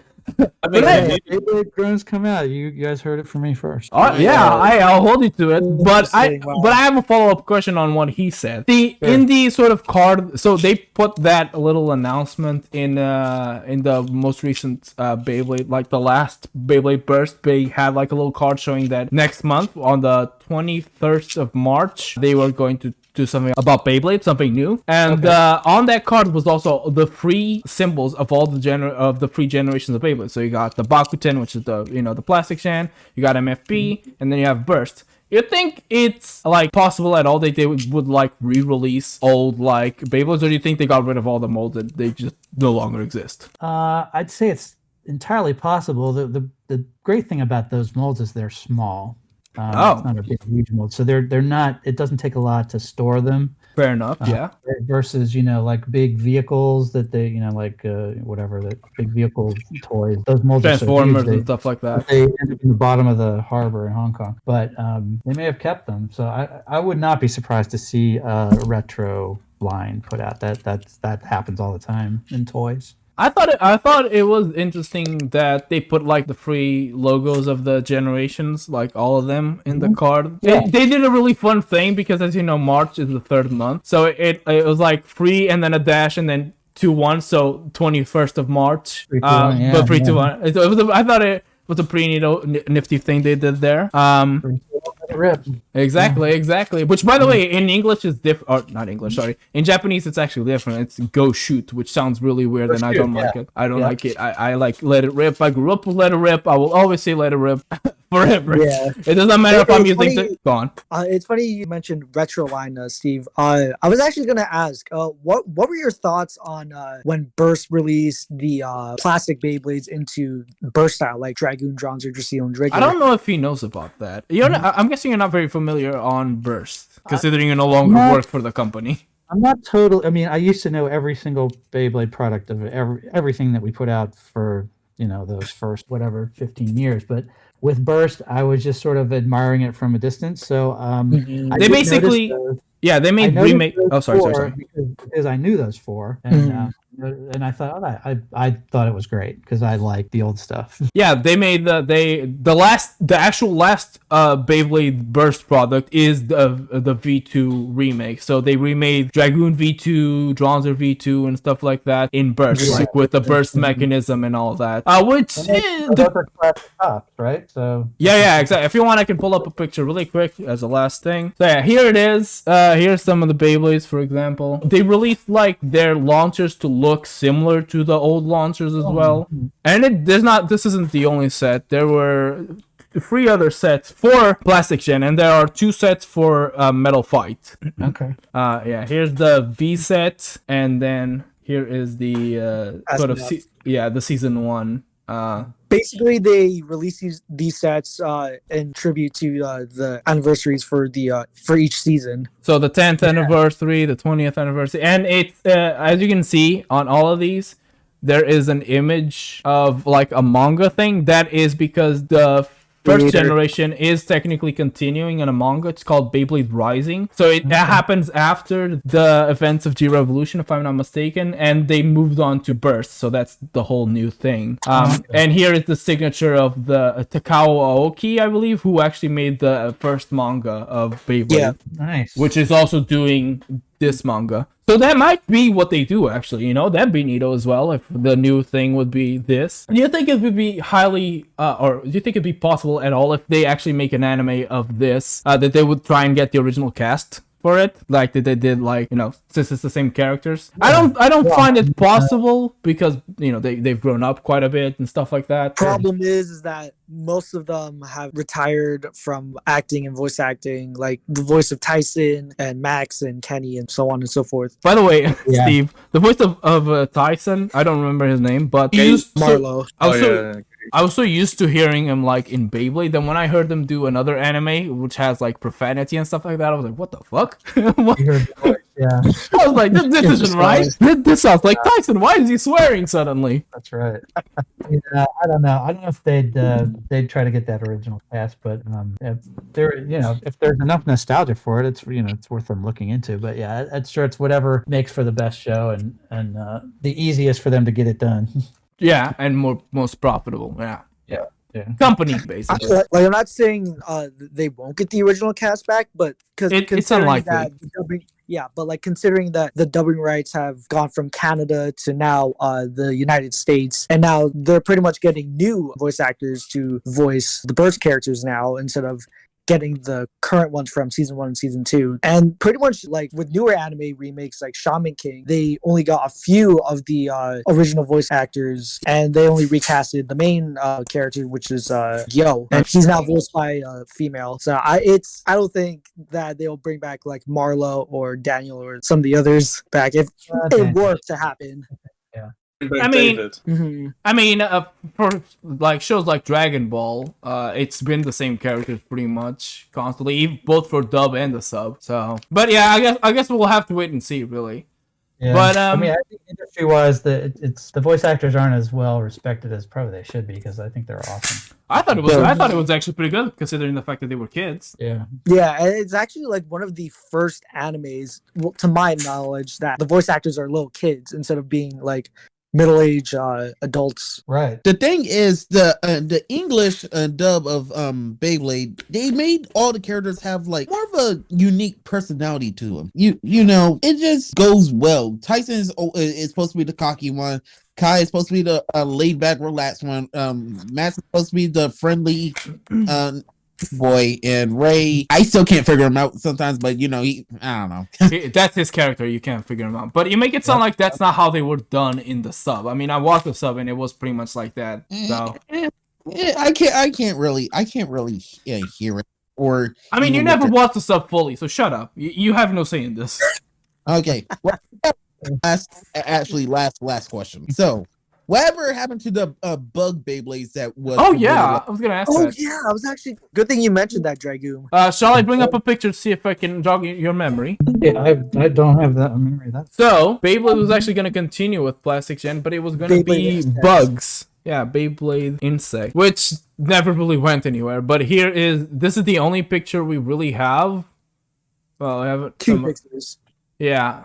These are the only 2 pictures we have of it. As you can see, some of the models it seemed like they were based on pre-existing Beyblades. Like, you can clearly tell that this one right here is Jean's V2. Yeah. But slightly modified. But yeah, it never... These are the only, like, images that exist of it. It was supposed to be, like, what, 2005 or something? 2005, 2006. Yeah. Yeah, well, all I can say is that the brand had gone so high and it was dropping, and there was just doesn't matter. Everything was going away at that point. So They were losing interest. Yeah, it makes sense. It is what it is. To be Also, fair, I'm not it too would be totally weird if they transitioned from HMS to plastic gen Bug again. Themed Yeah, Beyblades. yeah, because they seems to be using the plastic gen systems. yeah. I Yeah, don't remember but like another thing is like, Yeah, you can we're tell, but- transitioning to Secret Beast, like a dragon and a phoenix and so forth, to bugs. Bugs. Yeah, it's a little bit of it's evolving, but just backwards kind of thing. Yeah, that's probably just was a concept they were working on. I'm surprised. Beyblade Insect. I wonder if that's what they would be called in like the Hasbro version. Beyblade. Bugs. Bugs Bunny. Yeah, I probably did see that, but I do not remember it. That was. It is. Maybe that's what they'll do. March. If they do that, I'm gonna be very disappointed. I'm just gonna say. Like they just continue where they left off. basically. Yeah. Just hey, here's plastic gen again, but it's with bugs now. I have phobia to bugs, so not my thing. All right. Anybody else have any last questions, or can Mr. Steve go rest? Yeah. Oh God. How much did you have a hand in kind of designing the packaging, or was that not your kind of area? Packaging, not much other than I had a very close friend who was doing the packaging. He was working with me, and I just let him go with that. But the product design and package design are two separate departments, so we didn't overlap. We're doing something like we had an idea for 2 Beyblades in the pack once, and because they were on the sprue, so you could put more plastic in there, and we were trying to work out how to do that in packaging once, but that we didn't go anywhere with that. But yeah, I was not really involved with any of the development of that. I just helped comment on it when it was ready. Okay. Yeah, because like the packages or the boxes at least were very, very like interesting to look at. Like one of us would go to like say a Toys R Us or something, and we would come across these. We're like, oh wow, look at like the design of these boxes and whatnot. So actually, the one package I did have some input on is when we did the gold foil packages. I don't know if you guys saw those. Oh yeah. The hyperblades. Yeah. Very cool. Yeah. I suggested some kind of gold foil or just metallic, and so that was my one input on packaging. Was the hyperblades were half one color, half the other? Was that your idea, like the color combination? Yes, that was my idea. Okay. Oh wow. Some of them Even were like very interesting. Phantom Force, was that also your idea as well? And one? Metal Masters as well. Sorry to just jump in. One where they're kind of like part kind of holographic, or not holographic, but like Transparent. transparent. Yeah. Gosh, I'm not sure about that one. I was probably involved in that, but I do remember definitely the hyperblades. I was figuring out what color combinations would look like when they spin, and picking colors that complement each other and things like that. So we're trying to make how would you put out old tops and make them look fresh? That was the idea. All right. Okay. So you already knew the voice actors. So let me get. When you're like in your room, like designing some base or whatever, just talking Hasbro exclusives, do you like hear them like screaming from the top of their lungs, saying like "Go Dragoom, attack drones," or just screaming the special moves and whatnot? Just do you hear? No, I mean, like I said, I did watch each episode, and I did like it. The voice actors I met, I thought they were cool, and we had a good time with them. But I didn't really. Other than that, not part of the process. And you've met all of them, right? Not just Daniel, right? I met Daniel, and we met the whole cast at one event. The only one I really spent time with was Daniel. Oh, okay. Yeah, we did that whole day at the tournament and shot a bunch of video. Well, you've seen it. Okay. Was that at the NASA Space Center? Or was that somewhere else? Yeah, that was in Texas. Houston, Texas. Okay. And then was that the World Championship? I'm trying to remember. That was in New York? Yeah, the World Championship was in Times Square. That was I thought it was at Toronto, or I'm thinking of the 2003 one. Oh, you're right. One of them was in Toronto. The one in 03 was in Times Square. The one in 2011 maybe or 12, that was in Toronto. Okay. Yeah. And like for the finalists, like would you guys at Hasbro present them with the newest system first before it was released to the public, or? No, they brought their own tops that they had their own collections, and we had to go through and inspect. So I was one of the judges, and my counterpart at Takara was another one, and I basically let him, because he was more involved with the day-to-day details of developing the tops, but we would check to make sure they hadn't been modified, that the weights were correct, and basically all that they were tournament legal. Yeah. They're tournament ready. But you pretty There much being- like gave those new systems as prizes. I mean, or like I don't remember that being part of the prizes, but I know they did get a gift pack, but it was probably existing stuff that hadn't been released yet. okay, yeah, because like I remember in that tournament video from the Fierce Battle DVD that like the 3 finalists got like prizes of like Beyblades in the stadium and whatnot. Yeah. I would be surprised. I mean, I don't remember giving any of the kids like sneak peeks or Private stuff info. But I mean, it doesn't mean it didn't happen. But I just don't remember. I think it was all just existing product that they put it in the gift packs. Okay. Yeah. Before there was like lots of people used to say like things used to go to like when Hasbro made stuff went to like Germany, for example, first. Was that true or like anti for release, or I don't know if that happened or Distribution was not my strong I mean, suit. that still kind of happens. Sorry to jump in. With Transformers and stuff, there's like people have leaks of like products, if you will, that have already arrived there. But because same thing with games. Some games become available sooner than they're supposed to because like stores get them earlier than, because they live in different parts of the world and they have to like send it to them. I remember that there was this whole controversy with it. Yeah, it was with God of War, if I'm not mistaken. I don't know if you're familiar with the series, Steve. No, I'm not. Sorry. But basically, yeah, that is perfectly normal. Sometimes, some countries get like mostly over here, like in Europe, rather than where it actually, where the toys are made. But because they have to be sent over here. Sometimes we get them earlier in the shelves. I do know logistically it's a challenge to get everything out to everybody at the same time, and it's something that whole armies of people dedicated to that, and it was never, people were never happy with it. I remember that. Oh yeah, and that that continues to this day. But it's just you can imagine how not fun. Complicated it is. Not fun. Yeah, I'm sure you can say that your job is probably funner than theirs. Well, I'd say I'd much rather do my job than figure out how to ship products overseas, products to different countries, and hear all the complaining about who gets it and who doesn't. So yeah, I'd much rather do what I do. Any other questions? I don't know. I think most people would.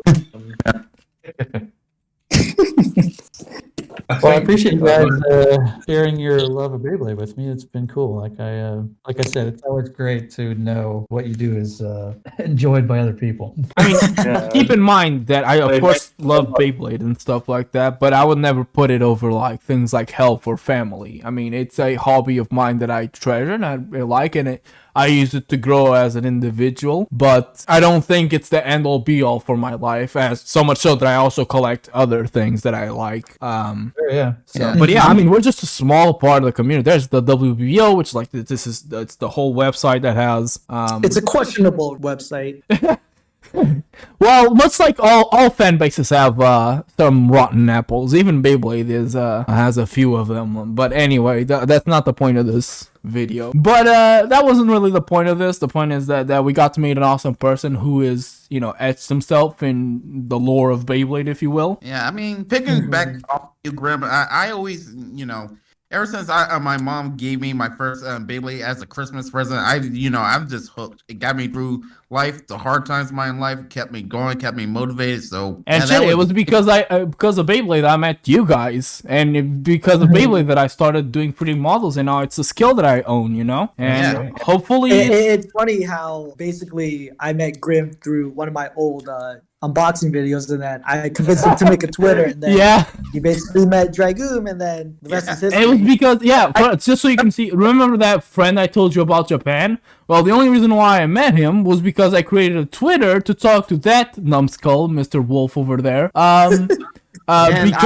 I got hired by Wolf for his cyber Drasil Beyblade, and that got to me to beg Grim to get a 3D model going. So we all kind of inspired each other in a way. It's an ebb and a flow, really. And also Cap, he's a really cool dude. He helps us out a lot with parts and stuff like that, and pictures if I need references. For example, with 3D modeling, it really helps if I have the actual thing in hand, because I can take live measurements, it's a thing I can look at in real life. Making it off images is a bit tricky, as I'm sure you can guess. Yeah, absolutely. So Cap is really good in that regard, and he's if nothing else, interesting fella to talk about or to talk to. Yeah. Thank you. No, but I mean, Beyblade's done a lot for me. I was, a large part of the London scene when it was going on. I used to compete there quite a lot. I collected quite a lot and trying to get every single recolor of all the gear, Beyblades. And yeah, I mean, I've gone abroad and played as well. Met some cool people. Keep in mind, Steve, Hong Kong. that his collection is biggest out of all of us, and probably out of everyone, by a considerable amount. A very considerable amount. Yeah. Let's put it this way. If he had to do a full tour of his collection, it would be a 9-part video with 1 hour each, probably. I don't know about that. Yeah, I'll have to catalog my collection. I've got some boxes of them in storage. I had so many at one point. But hey, if you want to do a follow-up, like, video or whatever, at some point we can show our collections, like, quote unquote. Yeah, we should do that sometime. Schedule something at some point. Maybe next week. It depends when you're free, honestly. I mean, yeah, that'd be a good thing to do at some point. But yeah, I just want to say, Steve, thank you so much for actually, accepting my request and replying to my message. It's been great to talk with you here now and learn so much. Really interesting. Just want to say thank you so much, and like the impact you've had on all of our lives. It's really been phenomenal. Thank you so much. You're very welcome, and like I said, thank you guys for being so involved with it and making me feel good about what I put out into the world. So that's really your effort was not in vain. I can guarantee you there's someone out there that loves at least one of your products. So if you see how many people out there love Beyblades, pretty much all of your products are loved. Yeah, that's part of the fun of being a toy designer. It's really the best part of being a toy designer is like you've had an influence over kids, in a positive way. So that makes me feel good. Yeah, that's also why I'm doing it, because it'd be cool if I can, as I told you, I didn't have a lot, and if I could, get some kids some toys, that'd be pretty cool. Yeah, great. All right, well, thanks a lot. No problem. Any other? So I look forward to talking with you again, and I hope we can make that whole making models out of your stuff a thing. It'd be an honor, honestly, but it's up to you. Okay, yeah. Let me see what I can come up with if there's anything, and I'll let you know. Because that'd be interesting. Don't forget, stuff at the very least would be interesting. So yeah. So thanks a lot, guys. Yeah, no problem. Yep. Thank you for taking the time out of your busy schedule to talk with us. We're just some random guys who like toys. Really, there ain't nothing much to us. Yeah, well, it's it's really fun to talk to people about toys. Like I mentioned, going to Comic-Con, and that's what we would do. We would sit there and talk toys for hours and hours. And I never went to Comic-Con, so I wouldn't know. There's a Galaxy Con I'm about to go to coming up within a month or so. I never went to any con. Oh, you're missing out. Yeah, you should do it. There is a con over here in Portugal, but it is kind of far away, and the sort of global crisis and no excuses. Bite me. Just you have to go, regardless. No. Steve said you have to go. Me or Dragoom or Kap will bring you to one of these conventions, anime or Comic-Con. Doesn't matter. Honestly, I'd rather go to anime, but I'm bringing a gas mask. I've been told that it can get pretty stinky over there. But anyway, we're getting really sidetracked. So, Steve, thank you very much. I bid you adieu. All and right. Great to meet all of you, and appreciate it. Hope you guys keep on playing Beyblade. That's great. Fuck yeah. You don't need to tell me twice. For life. I'll never forget to let it rip, which that's a reference that those three get, but you don't. That's right. Really? You gotta on that. It's my outro for my YouTube video. It's stupid. Okay. It's an inside joke. What can I say? But yes, we're gonna take forever on this way. So yes, thank you so much, Steve. I think everybody else can say their goodbyes now. Yeah. Thanks a lot, Steve. Thank you, Steve. You're welcome. Really appreciate it. Great to meet you guys. Thanks a lot. See ya. Right. Take care. Take care. Stay safe out there. All right, we will. Bye-bye. Bye-bye. See ya.